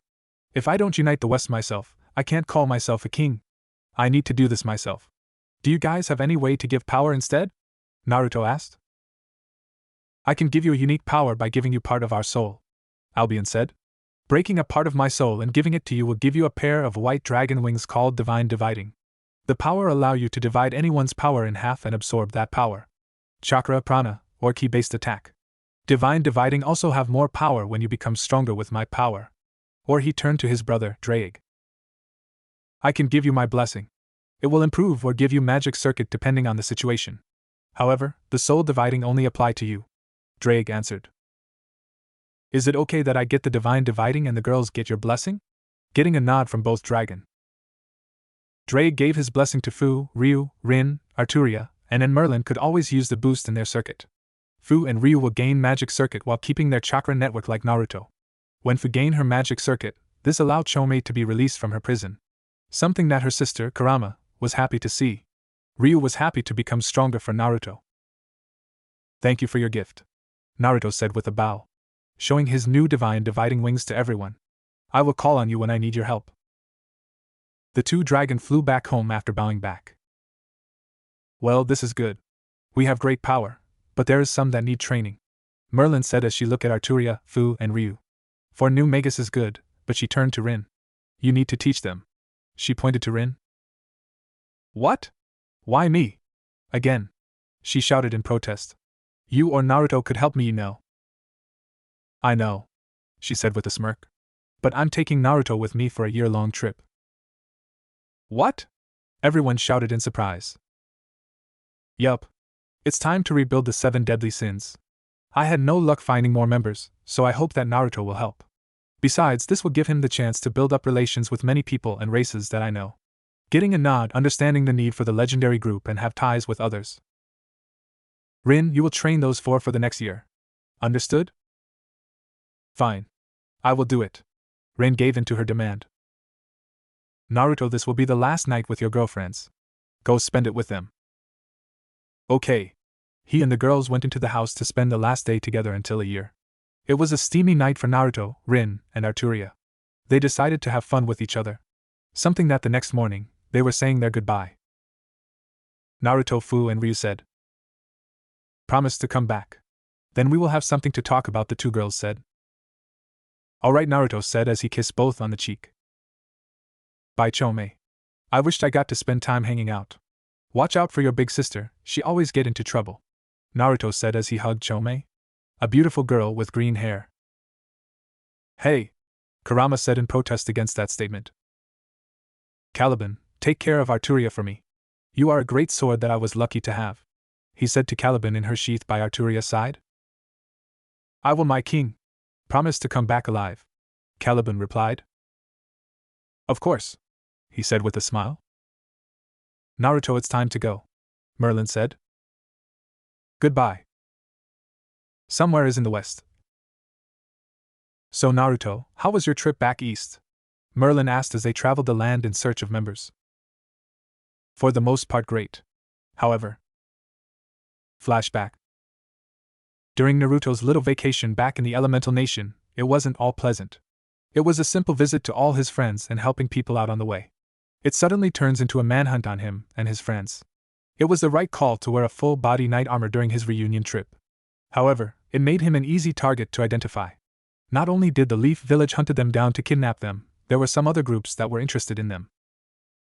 Well, look at what we have here. A voice came to the trio in the campsite. Naruto, Arturia, and Rin drew their weapons and prepared to fight who walk up to them. It turned out to be a pair wearing black cloak with red clouds in their signature hat. What does the Akatsuki want with 3 random people? Naruto asked the leading one. We came here to recruit you 3. Seeing how you easily defeated our own Leader-sama hoped that you would join, the leading one said. The pair pulled off their hat to reveal themselves. Itachi Uchiha and Kisame Hashigaki, Rin said as she recognized them from the bingo book she grabbed from one of the dead Leaf Hunter Nin. We have no intention to join your organization. Arturia said as she readied Caliban. Too bad, Kisame said with a mad grin. That mean we will take you forcefully, he said as he charged with Samahata. Don't kill them, Kisame, Itachi ordered as he continued to stare down the man with the armor. Back up Arturia if she needs it, Rin. I will handle this one, Naruto said. Rin nodded to his command. Arturia easily blocked Kisame's attack. You are pretty strong for a girl, Kisame said with his mad grin. This only made Arturia mad. She began to push back the monster of the mist. Don't think that a woman can't defeat a man, she shouted as she pushed back Kisame. Kisame noticed a cut on his cheek. Haha. Looks like I did underestimate you. Next time, I won't let it happen again. Kisame went in for another strike. Caliban began to glow with prana for the strike. As soon as their blade made contact, Samahata tried to shred it. What is going on? My Samahata should eat the chakra coming off the blade and break it, said a confused Kisame. The trio only smirked at his statement. Itachi picked up on that smirk. It's not chakra. How can your sword beat mine if it can only eat chakra? She once again overpowers Samahata. Then she charged at him with a slash ready. Kisame barely dodged it. That is water style, exploding water colliding wave, Kisame shouted as he went through some hand signs. Then a large wave of water approached to slam into her. Caliban, Arturia shouted to her sword. Right, Caliban said as she prepared more prana for her next attack. Itachi and Kisame were surprised to hear her blade talk. She stabbed Caliban to the ground. Caliban released the prana stored up and released it underground. It caved in the floor right in front of her, creating a large enough crater for Kisame's jutsu to fill up, sparing her the disadvantage of fighting on water. She was a normal human, but a hell of a lot stronger than the one in the east. She can't do any special tricks, but she can handle a lot more than ninja and civilian alike. This will take too long. Itachi then went through some hand signs himself to aid his partner. Fire style, Phoenix Sage fire multiple fireballs went for Arturia. Then suddenly several weapons came out of gold ripples behind Naruto and destroyed them. Arturia gave him a nod of gratitude and went on to continue to attack Kisame. Rin just stayed back and watched. This is their fight. Don't interfere, Naruto said while crossing his arm and looked intimidating toward Itachi. There were dozens of gold ripples behind Naruto, ready to be released and strike Itachi. Is there any way to convince you to join the Akatsuki, King? Itachi asked once again to King. No, he replied. So be it. Fire style, Phoenix Sage flower nail crimson, Itachi said as he threw some shurikens at him and coated them with fire. Naruto only fired his noble phantasm at them with great precision. He destroyed all of them. Naruto then charged at Itachi with Excalibur. He was aiming for his head. Fast. I can't dodge this or substitute myself in time, Itachi thought as he prepared his triumph card. Red rib cage began to appear all around them. Excalibur couldn't cut through the ribs, made of chakra. Master, be careful. This technique is very powerful, Excalibur warned her master. He only jumped back and examined Susanoo. This is Susanoo, the Uchiha's ultimate defense and power, Itachi said as his Susanoo grew a skin. Interesting, Naruto said as he drew a weapon from the gate. It was Calibalg, the rainbow sword. I wonder if the Uchiha's ultimate defense can withstand two legendary weapons? Itachi narrowed his eyes at the two swords in his hand. He didn't recognize those blades to be any legendary weapons, so he guessed they were weapons lost to time. He is half correct. There are weapons in the gate that were lost, but there are some that people came into possession.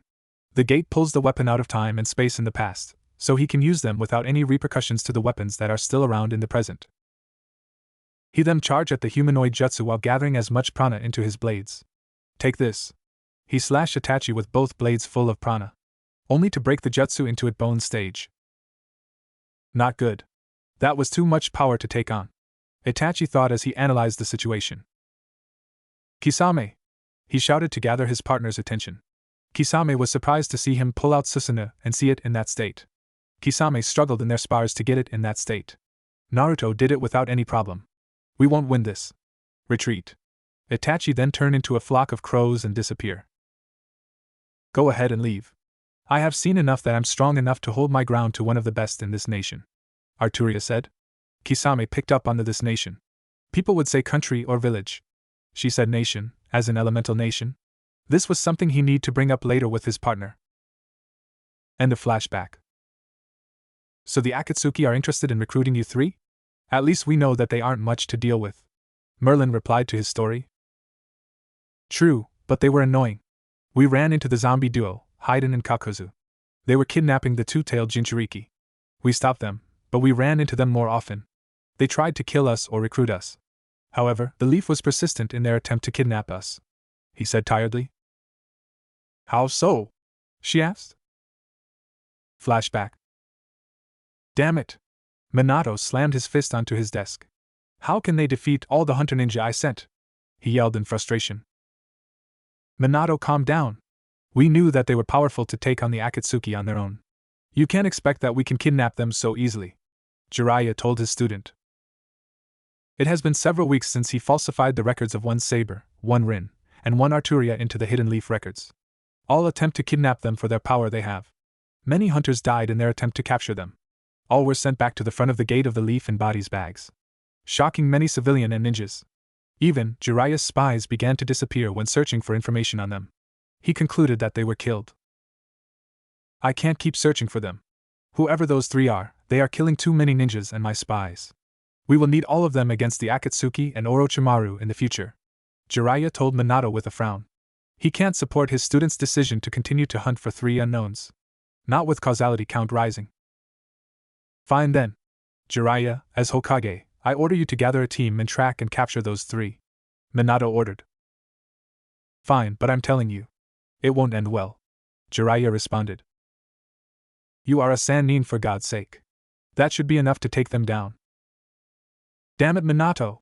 They took down members of the Akatsuki. Only one easily overwhelmed two members at the same time. It's safe to assume that the other two can do the same. Doing this will get more killed. I may be a Sannin, but there are limits. Jiraiya yelled at him, tired with the many attempts that ended in failure. It was too much like Orochimaru and Cloud Village. He didn't like how the village is being run now. You have your orders, Minato said with authority. Jiraiya left through the door and went to go gather a team for a suicide mission.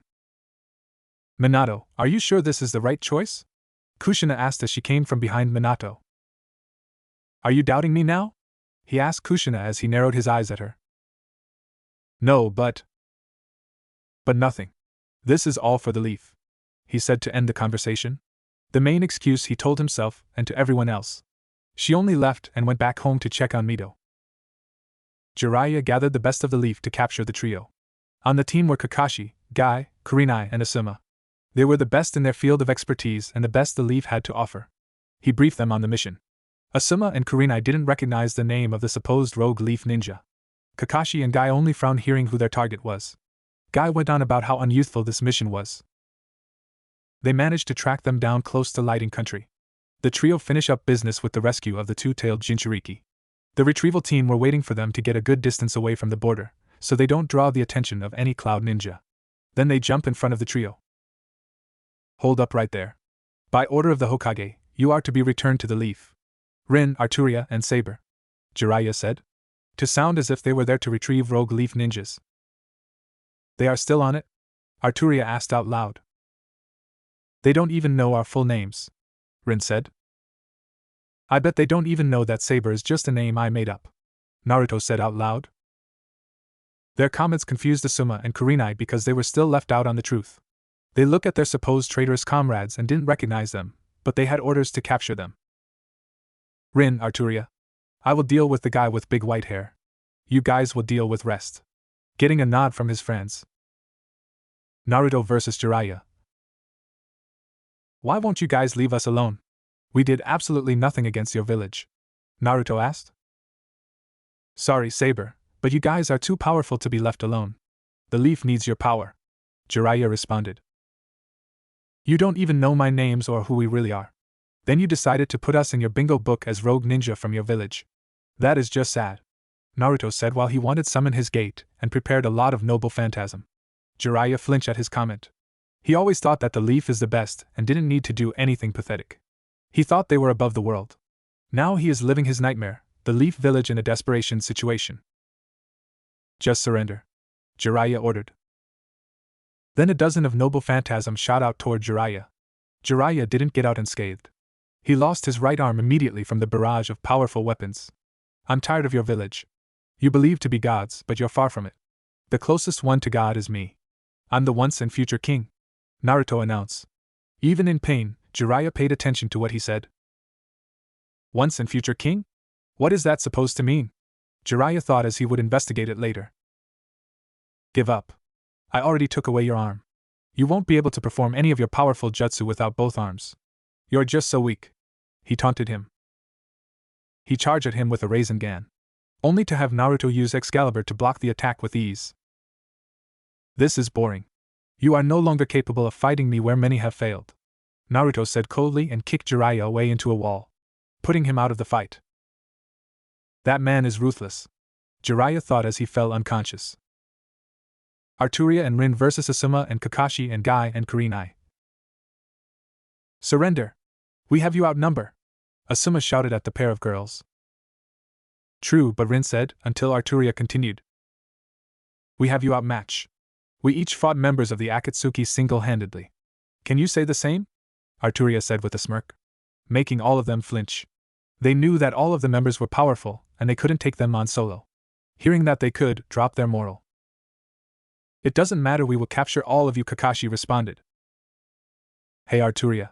Since this isn't a fair fight, you may want to drop the code of chivalry for now, Rin said as she pulled out multiple jewels. Only this once, Arturia said while drawing Caliban. I will take the one in green and the one with one eye. They are close-quarter combatants. They may prove to be as strong as Kisame. Shame that we didn't finish our fight. This new piece of information surprised the Leaf Ninjas. Kisame is easily one of the best fighter of the Akatsuki. She then went to face her opponents. Arturia versus Kakashi and Guy. I hope that you two will be better than Kisame. He may be powerful, but my sword's skills far surpass his, Arturia said as she prepared herself to fight the duo. Guy, we can't take any chances, Kakashi said, then activated the Mangekyo Sharingan. Alright, gate of opening, Guy said as chakra started to rush out of his body. Caliban, any advice? She asked her blade. I will prepare for countermeasures. Just be ready to react, Caliban said as she prepared to perform some magic. Arturia couldn't use prana, so she depends on Caliban herself to perform any magical attack. Guy rushed in for a kick, only to have Arturia instinct take over and dodge it. She then turned around to take a slash at him.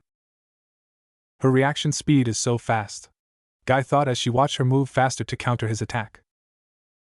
Kakashi jumped in between them to block her strike with a kunai.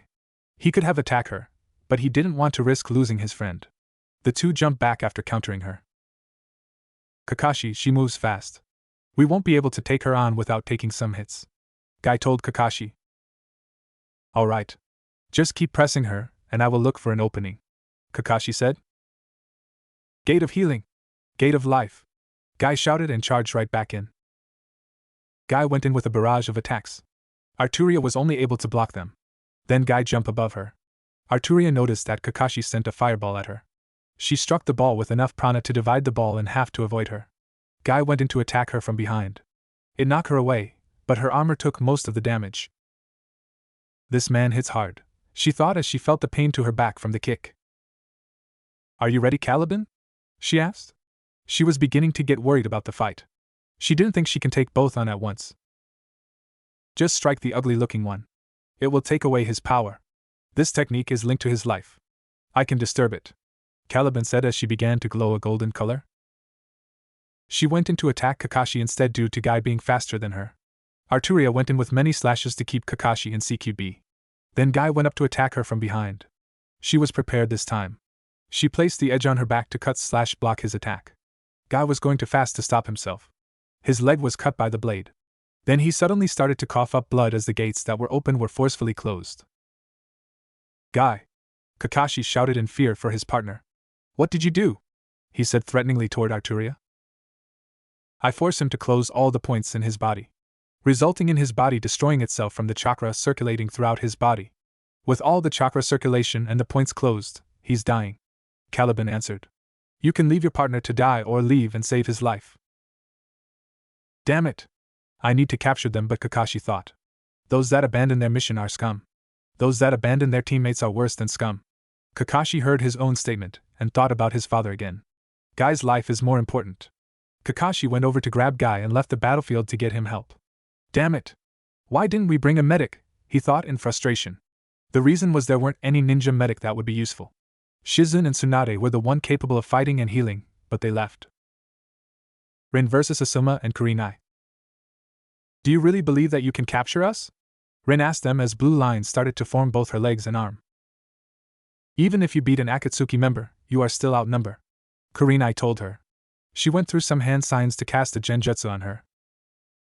You do know that each member of the Akatsuki are capable of taking down squads of elite ninjas? Rin replied. What the hell is going on? You should be in my genjutsu, Kurenai shouted as she saw that she wasn't affected by her jutsu. Genjutsu work on people that have a chakra network to mess with, Rin replied, shocking both Leaf Ninja. To hear that she doesn't have a chakra network is unbelievable. In their mind, you need chakra to be powerful. Rin charged right at Kurenai with a powerful punch. She was sent flying away. Kurenai! Asuma shouted as he witnessed his wife flying away like a bug being swatted. You shouldn't take your eyes off your opponent, she whispered to Asuma when punching him. Asuma was able to block it with his right arm. Damn it. Her punches are as hard as Tsunade-sama, Asuma said mentally. The punch left him with a broken left arm. Come on. Even with the Akatsuki, they managed to not take any damage in the first minute, Rin shouted to Asuma disappointedly. Asuma channeled wind chakra into his trench knife. He went to cut her. However, she threw one of her jewels at Asuma and it exploded, forcing Asuma back with several burns. I can and will kill you if you continue. Don't you have someone back home to go to? She asked Asuma to give him a chance to leave. Kurenai. Konohamaru. Asuma thought as he did have people to live for. I want to have a son too. With those thoughts, he went over to pick up Kurenai who wasn't looking too well. He grabbed her and left. He didn't want to lose Kurenai, and he knew that trying to capture any of the three would get them killed. You had it easy, Rin, Arturia told her as she approached her. My fight was a little tougher, but nothing I can't handle. Did they run away too? Rin asked. Yeah, they did. It at least care enough to save their comrades, Arturia said with a smile. She was a knight at heart, and valued those that fight along with her. They were too easy, Naruto said as he came out of the bush. The legendary toad saged my ass. Just one wave of noble phantasm and he went down. Several days has passed and the Leaf Squad managed to get back home. Jiraiya, Kurenai, and Guy went into intensive care. A missing arm with a lot of blood lost wasn't good. Guy chakra network was damaged severely, but he was able to recover with time, a lot of time. Kurenai suffered from multiple broken bones and internal bleeding. All were able to recover, except for Jiraiya's arm.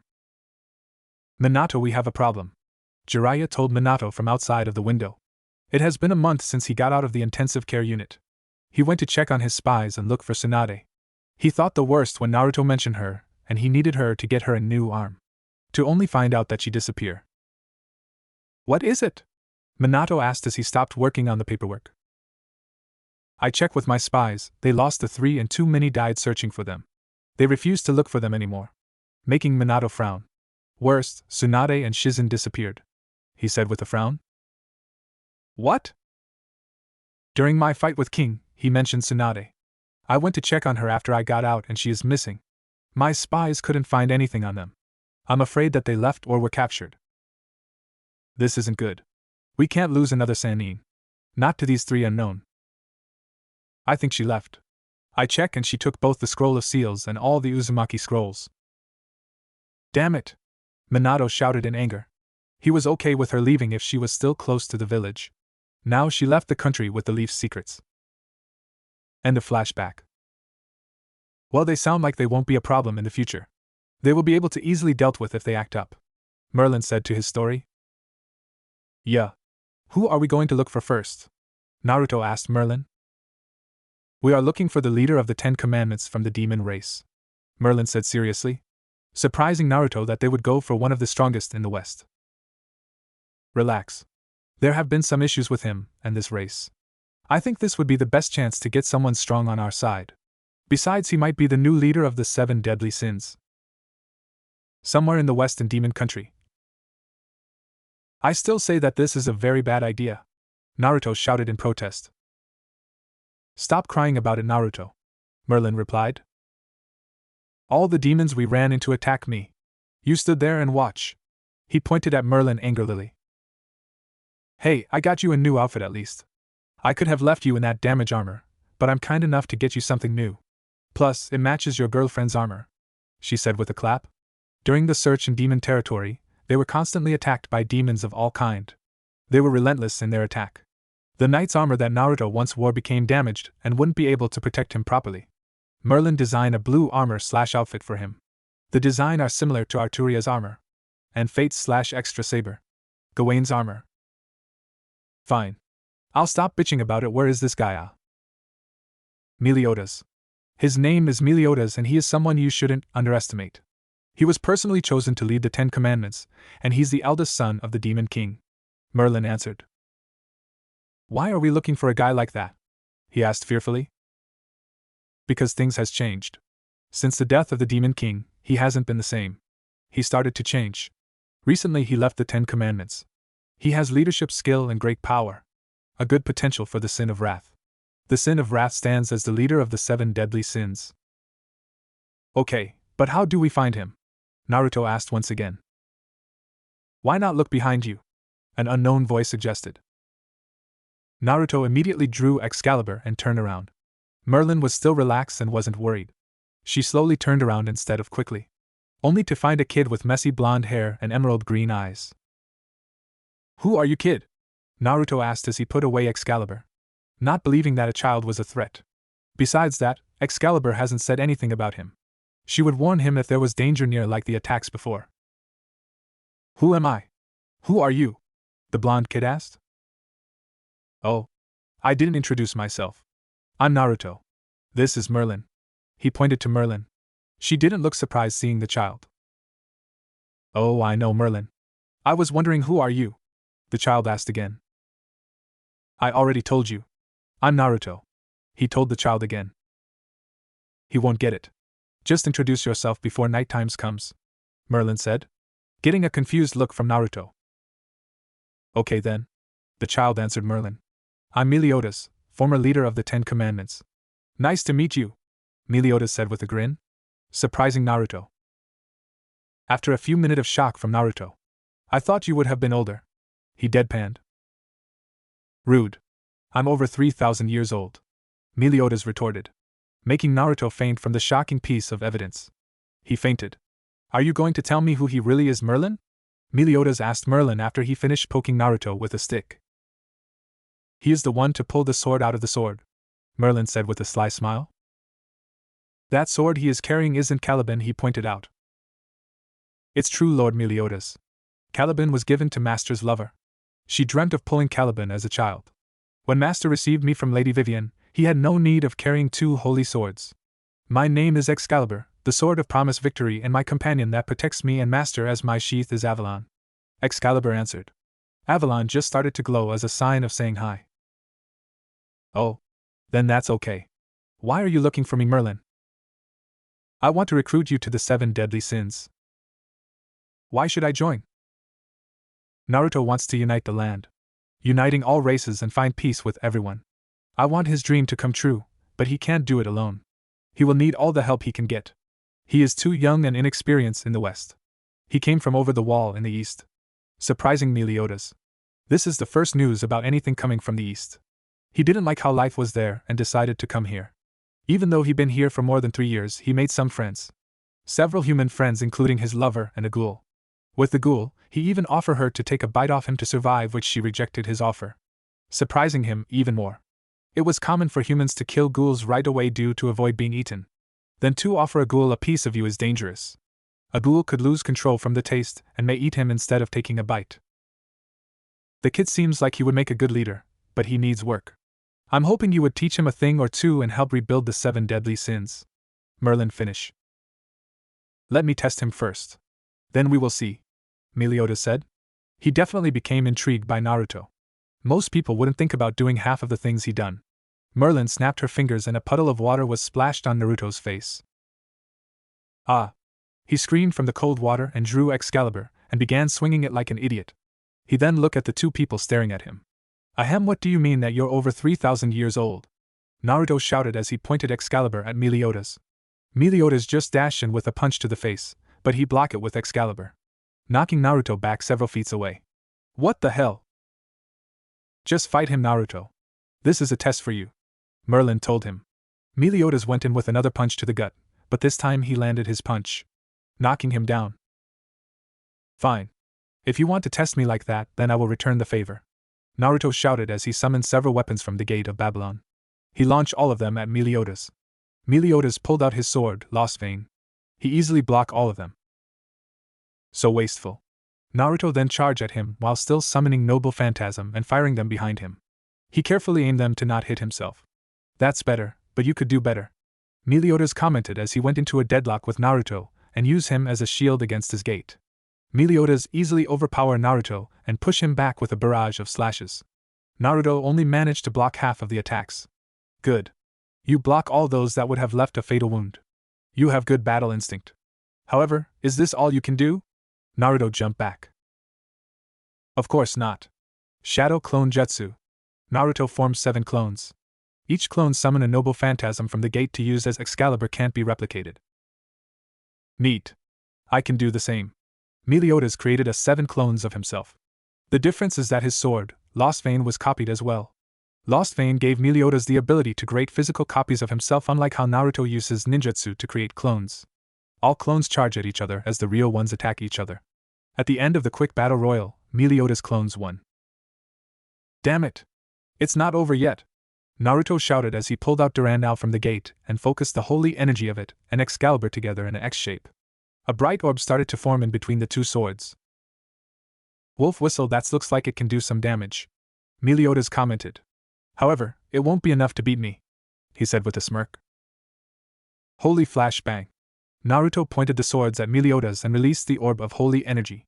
The technique came from the idea from Kurama's tailed beast bomb. Concentration of energy into a single point and build it up. Then releasing to land on the target and explode in a furious explosion. Naruto used holy energy instead of chakra or prana. He could do it with either of those energy source, but holy energy is unique in its own way and is far more easier for Naruto to use, considering that he holds many holy swords and is the one chosen by God herself. Full counter. Meliodas swung his sword at the right moment to make contact with the orb and sent it right back. Shit! Naruto thought as he closed his eyes to take his own attack, only to feel nothing hit him. Naruto opened his eyes to see Merlin erupting a powerful barrier in front of him to block the attack. You did pretty well for a kid, Meliodas said as he walked to him after the barrier came down. The last attack looked very dangerous and could have killed me considering I am a demon. Naruto only looked sheepish and rubbed the back of his head while giving a weak laugh. Meliodas then turned to Merlin. Okay, I will join the sins. I will also give the kid a lesson of 2. A lesson? Naruto questioned him. You're good kid, but not good enough. You make a decent soldier, but a leader is something that you will need to learn.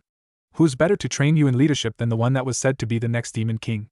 Meliodas answered with a smirk. After giving it some thought. Fine. Deal, but what's up with the 180? I heard that you were once a merciless killer and greatly respected by all demons and other races. What happened to you? Naruto asked once again. During his years in the West, he learned a lot about the major players in the West. Meliodas was described as a ruthless killer. He would show absolutely no mercy to anyone he raced and had a great hatred for other races. Oh.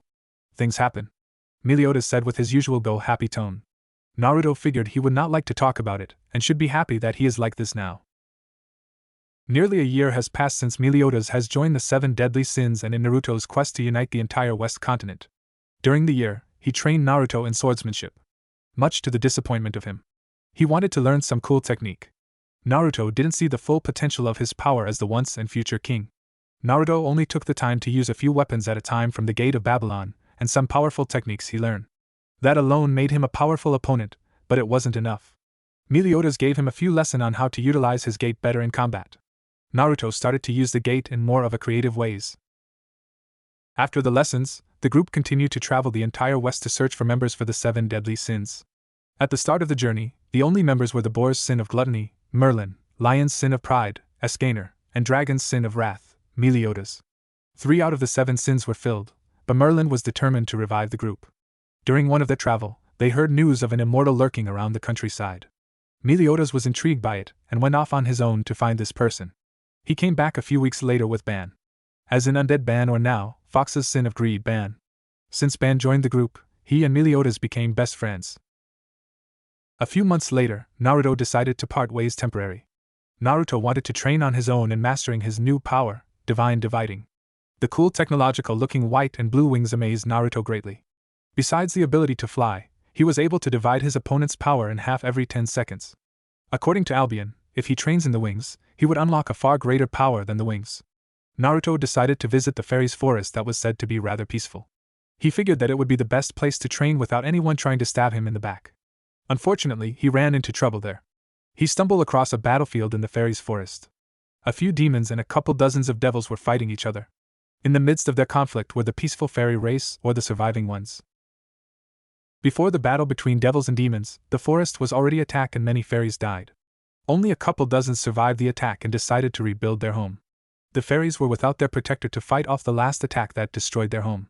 The peace-loving fairies had to fight against creatures that desire their destruction for the first time on their own, and the result was clear. The next attack, they were lucky. Naruto tried to stop the demons and devils fighting each other, but failed, so he had to kill them. During the short three-way battle, he managed to achieve what he was training for a few minutes. His desire to protect the dying race, fairies, was enough to achieve what Albion called Vanishing Dragon Balance Breaker. The Balance Breaker is scale mail armor. It provided the same protection as a dragon's scale, greater physical capabilities, and the use of the dividing abilities in shorter intervals.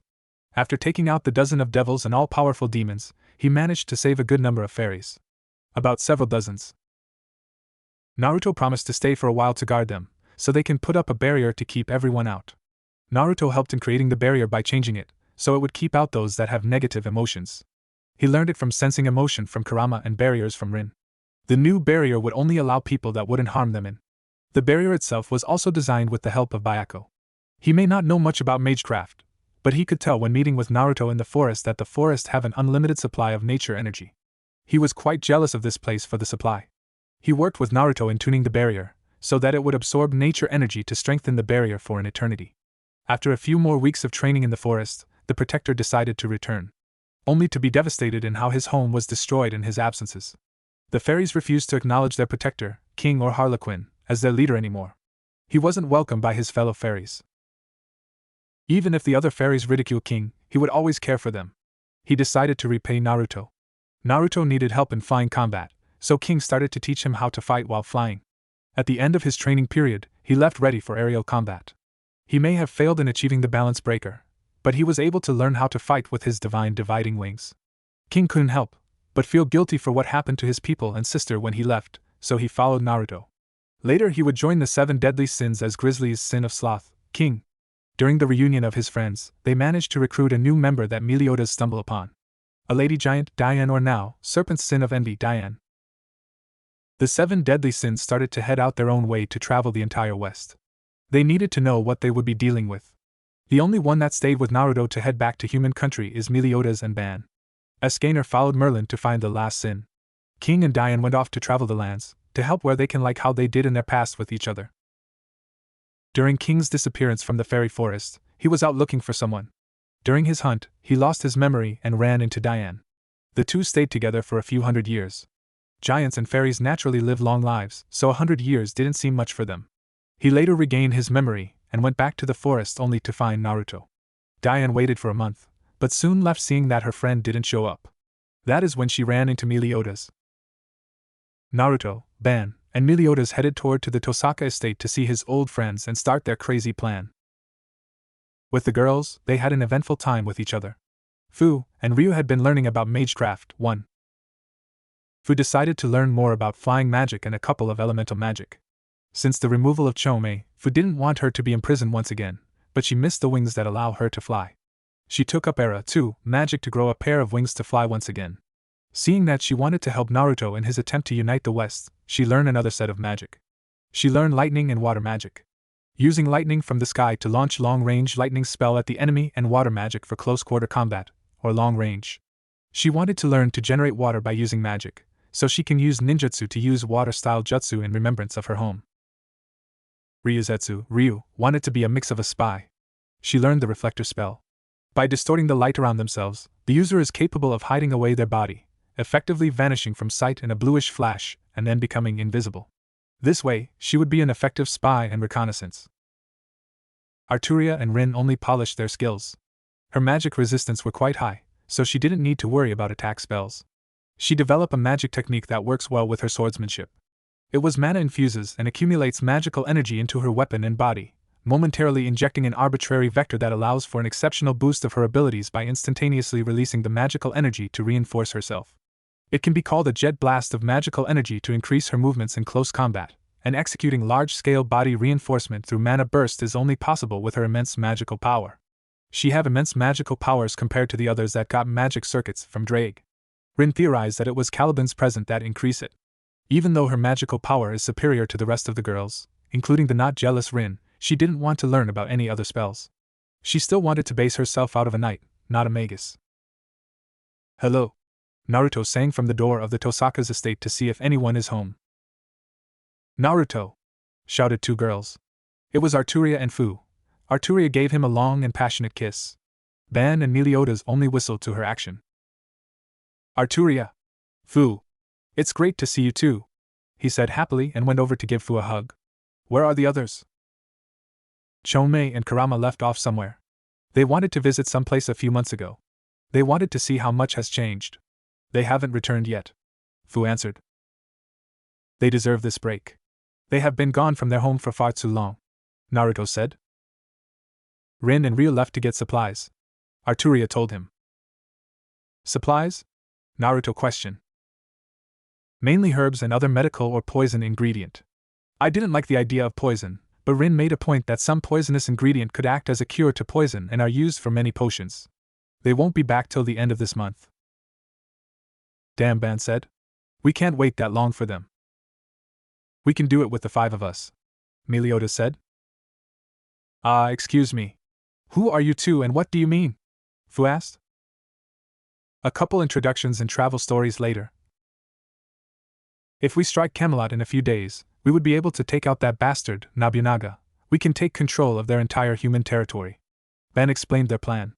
During their travel on their way back, they learned that Camelot would be under guard due to the tax collection. It would usually be at unknown moments, but they would know when Nobunaga is planning to collect tax from the entire territory. These tax collection forcefully take away supplies and money from every human, even to the town that doesn't receive his protection from the other race. If we do this, how do we know that everyone won't turn on us?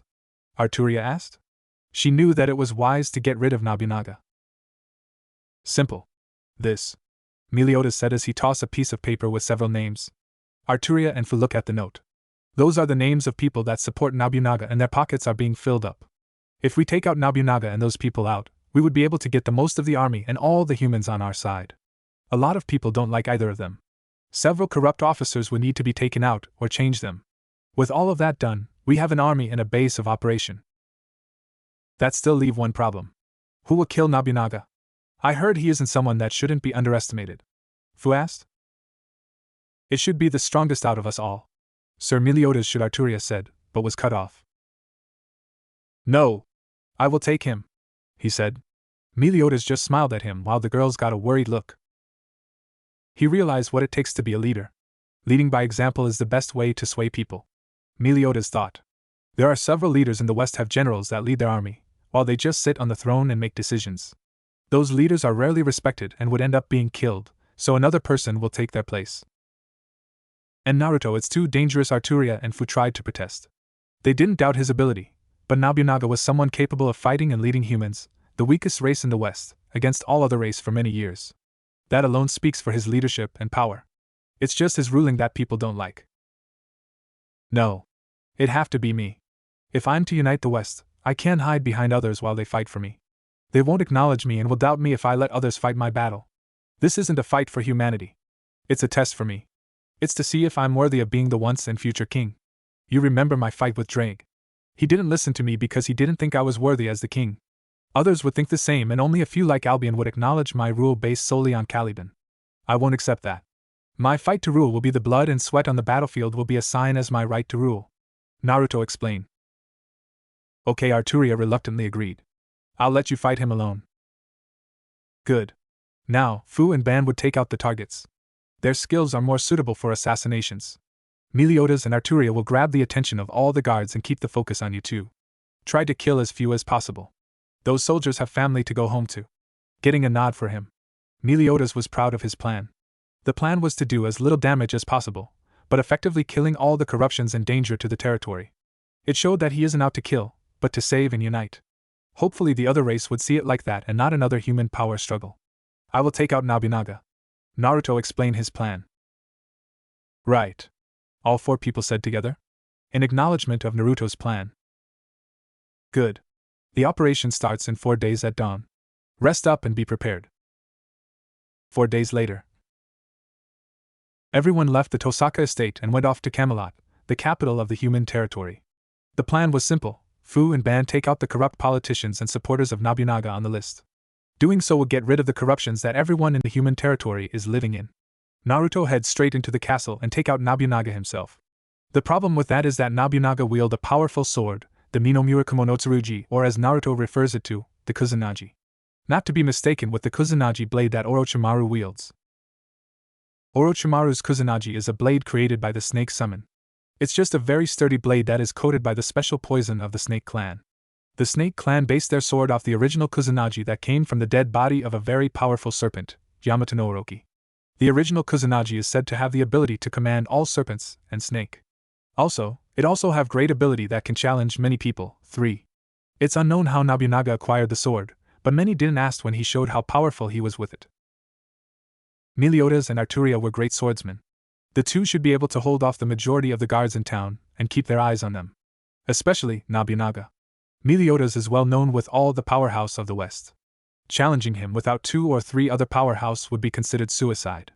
Officially, there are only about 50 powerhouse players in the West.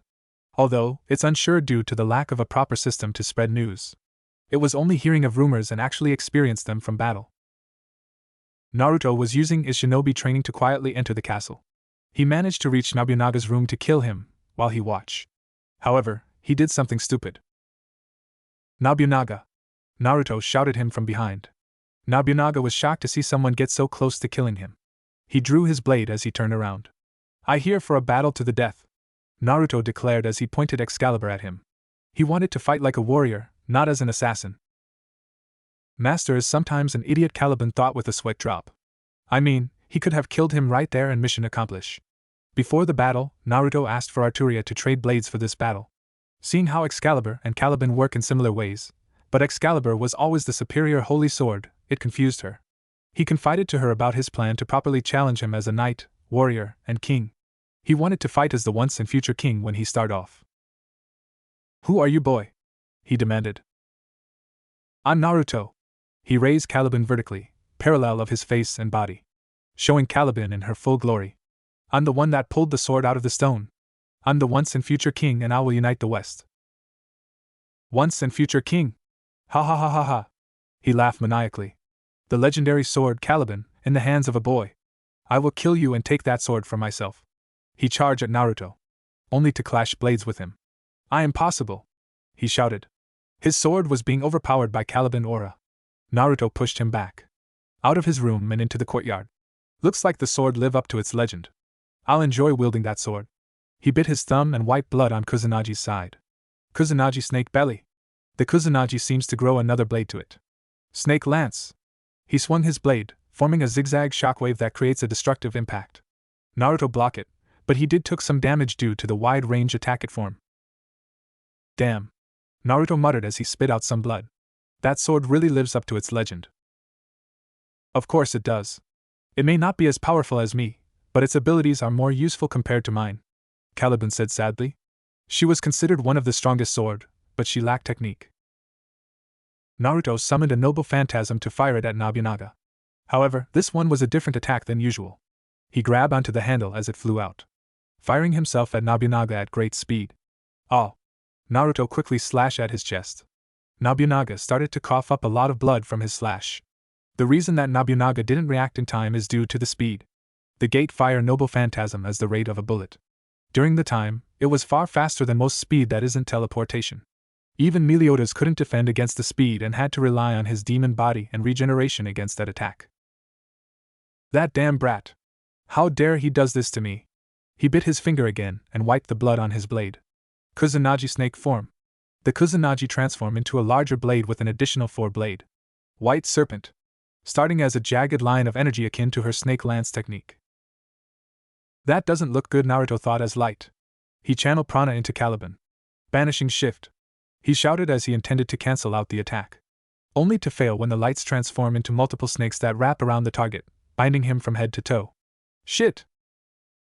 It's over! He shouted while laughing at his doom. The snakes exploded. This was one of the strongest technique that the Kusanagi had. The white serpent would take out many strong opponent. Due to it splitting up when it's about to make contact and bind the opponent, it was a dangerous move.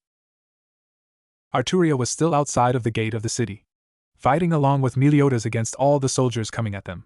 She heard the explosion from the castle and could only stare at the smoke. Naruto, she whispered. She was worried about him. The explosion didn't help her at all. It only made her more worried. Somewhere in the sky, a mint green hair girl had the same thought. Focus. I'm sure Naruto is okay, Meliodas said to get her attention to what is at hand. Have faith. Ha ha ha ha ha. He laughed. He watched as the smoke began to clear up. The golden sword of Victorious is mine. He cheered as he began to walk over to Naruto's corpse. A powerful wind gust blew the smoke away. To surprise Nobunaga greatly, there stood a white armored man. The armor seemed to look like a refined version of dragon scale armor. Also, he was still holding Caliban. Vanishing Dragon Balance Breaker. The Vanishing Dragon. As in Albion, the Vanishing Dragon. One of the Heavenly Dragon? He asked/demanded in fear. The Welsh Dragon and Vanishing Dragon were the common name that the two Heavenly Dragon were referred to often. This is the power granted to me by my friend, Albion. The Divine Dividing. It allows me the ability to divide my opponent's power in half every 10 seconds, but in the balance breaker form, I'm able to use it as much as my body can handle, and I can handle a lot of power, Naruto said. He was a Jinchuriki, albeit a soul Jinchuriki. Still, as an Uzumaki he could wield large amount of power. One of the things he doesn't hate about being born from Kushina and Namikaze. Impossible! Nobunaga shouted in denial. He charged at Naruto with as much prana as he could muster in the Kusanagi. Naruto just grabbed the sword in mid-swing. Divide, divide, divide, divide. Naruto absorbed all the prana in the sword and in his magic circuit, leaving him powerless. Naruto then took the sword away from him and stabbed Caliban into his stomach. He started to cough up a lot of blood. Too much blood. So this is how it ends, he muttered out while leaning Naruto in his scale mail. This is the end, Nobunaga. You may be a monster to many, but I hope you find peace in the next life, Naruto said. Forgiving a monster like me, maybe you're the once and future king. Tell me what is your full name so I know who will lead my nation and unite the West, he asked. Naruto. Just Naruto. Naruto answered him. It was right to answer a dying man question. Haha, he laughed at weakly. Fishcake getting a tick mark off Naruto. No, Maelstrom. That fits you, but you need a proper legacy name. After a few seconds of thought. Pendragon. Naruto Pendragon, the man that wields the power of a dragon, he said while chuckling. Naruto placed him down. He started to laugh while dying. A man should always smile when dying. It shows he has no regrets. You may have been a monster to your people, but you have a heart of a warrior. Rest in peace, Naruto said as he closed Nobunaga's eye. The battle ended. The targets killed. Order slowly being restored. A few weeks later, the rest of the girls returned back, only to find that everyone else is at Camelot, trying their best to restore order and unite the people. Surprisingly, it was a lot easier. When Naruto came out to face all the soldiers in town and the citizens, he waved both Caliban and Kusanagi in the air. There, many accepted him for a strong warrior because he had their old king's sword, and a king for holding the golden sword of Victorious. Many humans knew of the legend and how it's described because many placed their hope into it. Funny, Excalibur was built from the wish and hope of all when they placed it on Caliban. Merlin returned on time to see Naruto. She was proud of what he has done. The girls reprimanded him for a crazy plan and for his recklessness. Naruto was injured and left in bed before Rin and Ryu returned. Words had spread about the once and future king finally arriving to the west. Majority of the army that served Nobunaga had no problem serving Naruto. The citizens of the human territory heard about his action and his attempt to help all of them, including other races. Many accepted him as the new king to lead them. At Camelot, many people were gathered at the castle, including all of the 7 deadly sins, including the last member, Goat's sin of lust, Gauther. It was the day to announce the revival of the legendary 7 deadly sins and their new king. After Merlin giving a long speech about the group and Naruto, I present you the once and future king, Naruto Pendragon, Merlin announced. getting a loud applause for the Blue Armor King. Behind him stood his friends, lovers, and family. Felix was there too. I, Naruto Pendragon, am the one that pulled the golden sword of Victorious, Caliban. He drew the sword and raised it sky high for everyone to bask in its golden light. I swear that I will unite the entire West. I desire peace. But not just peace for humans, but peace for angels, devils, ghouls, demons, fairies, humans, and all other race. Getting a very loud applause. We shall unite this war-torn world. We will stand together as one and fight as one. I know that it will be difficult for you to find peace with the other race that once hunted you, but I have faith in you and them. We will find peace. We will find out happy ending. Every single one of us. Even more applause roared out. Many people were inspired by the powerful, but peaceful and kind man that Naruto is. I'll lead us to a golden age.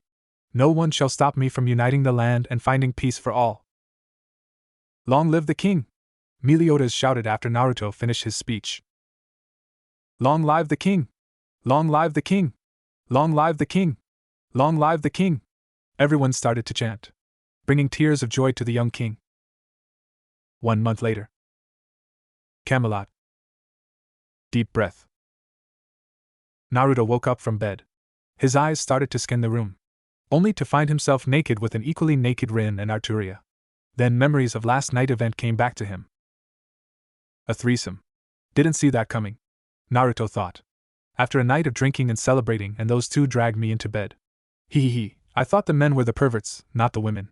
Naruto quietly gotten out of bed by replacing himself with a clone for the girls to cuddle with. Naruto got dressed in black pants and red shirt. He then went out to do his duty as king. It has been 1 week after Naruto's coronation to be the king of humanity. Since his declaration, everything has been going great. Naruto managed to get control of all of the humans' territory with little resistance. Apparently, people are willing to listen to the once and future king more easily than he thought. However, there were still several rogue elements in his little kingdom, but it was nothing he couldn't handle. Naruto brought down all the corrupted families that supported his predecessor. One such family is the Matto family. One of the most powerful magical family that are humans. They were known for the cruelty and frown-upon methods. What really got Naruto's attention was the next heir to the family, or should I say heiress. Sakura Matto, formerly Sakura Tosaka. This case was a difficult one for Naruto. The first being the clan refusing to recognize Naruto's rule. He had a choice to either leave them alone where they could cause a lot of problem down the road or deal with them now. It was one of the first choice he had to make as king, and it was a tough one. He knew that everyone wasn't evil like the current head, but they were powerful enough and dangerous enough to cause enough problems and deaths down the line. Naruto asked for a full dossier of the family. So far, there were too few that seemed good, so Naruto decided to launch a rescue mission on them then and eliminate the rest of the family. Overall, it was successful. A few Matto were saved, including Sakura. Most of the family, including the monster Zoken, the rapist Shinji, and others were all killed by Naruto, Meliodas, and Merlin. The current problem was Sakura. She was very much devoid of life and had the damn crest worms in her.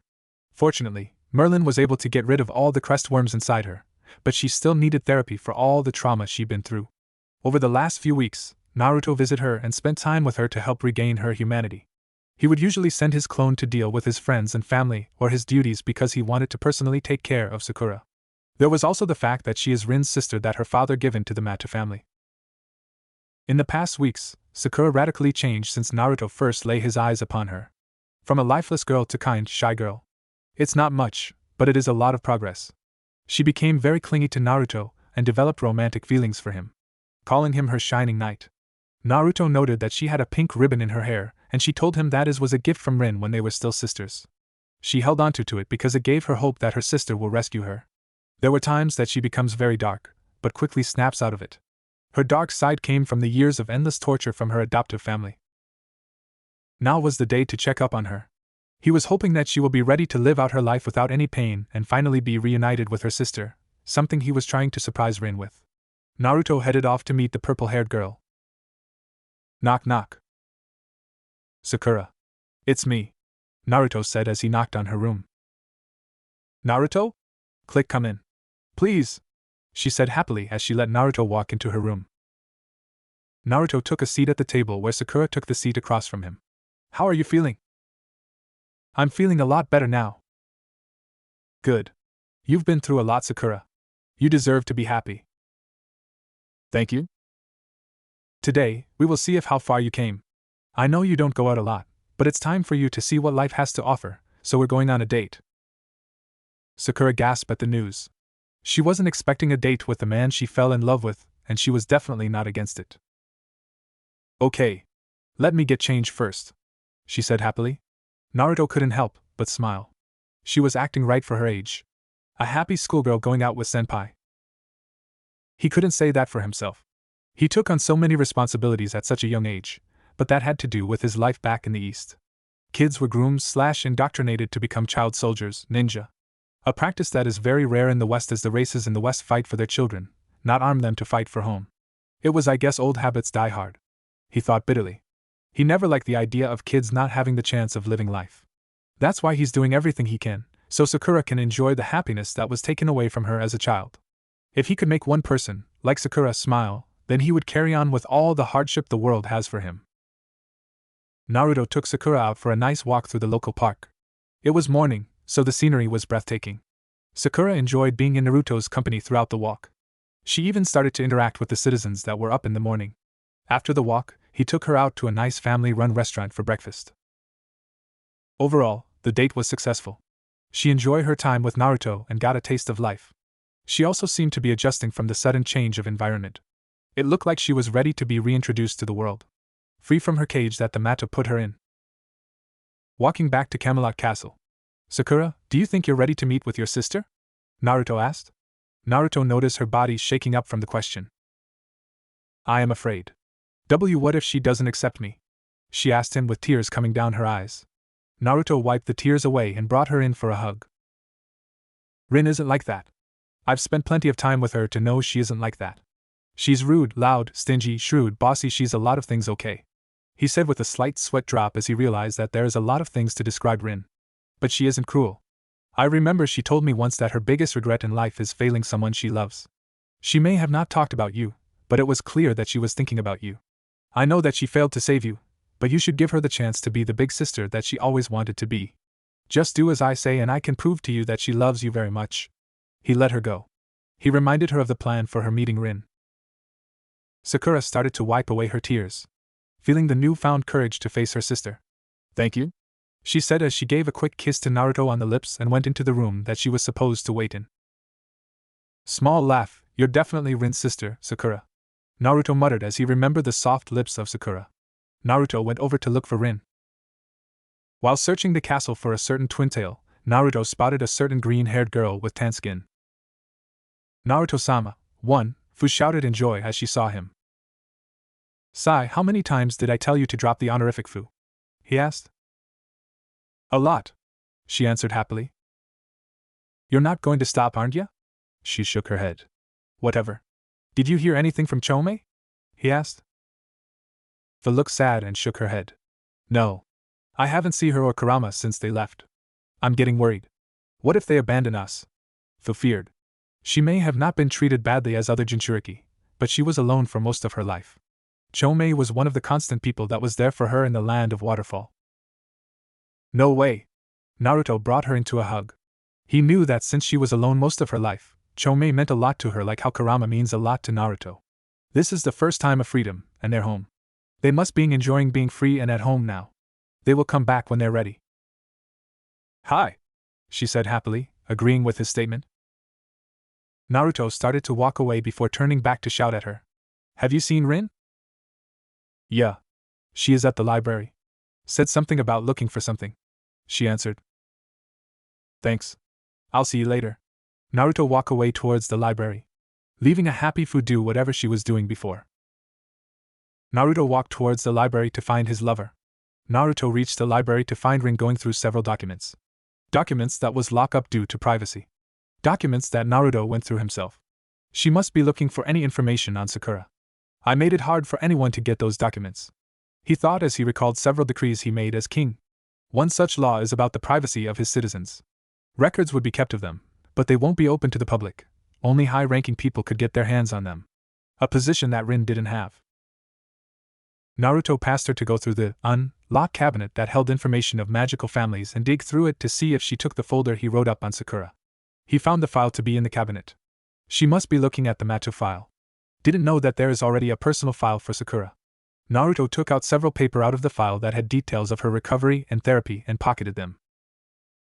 Naruto brought the file of Sakura to Rin. It only detailed her horrible life with the Mato family. He then grabbed one of Rin's twin tails and started to drag her out of the room. Ow! Ow! Ow! Ow! Ow! The hair! Naruto! She screamed at Naruto in pain. He finally let go. Rin, follow me, he told her sternly, surprising her. Can't this wait? I'm busy, she told him as she fixed her hair. Naruto just continued to stare at her, surprising her that Naruto seemed to be so cold to her. She did flinch a little. What's with the look? She demanded. Even if he's king, he would always be her stupid idiot. We should talk in private, Naruto told her. She refused to move. Not until you tell me what got into you. Sakura Mato. Rin froze at those words. What? She muttered in shock. After several seconds for her to recover, she continued. I don't know what you're talking about. She stuttered out due to the topic of the conversation. Naruto just grabbed her hand and dragged her to the room that Sakura was waiting/hiding in. The room was more of an interrogation room. A table with 2 seats, a couple of doors, and a vent. Naruto took a seat and gestured Rin to the seat across him. She was very nervous now, but she didn't show it. Why? Naruto asked, staying true to the plan.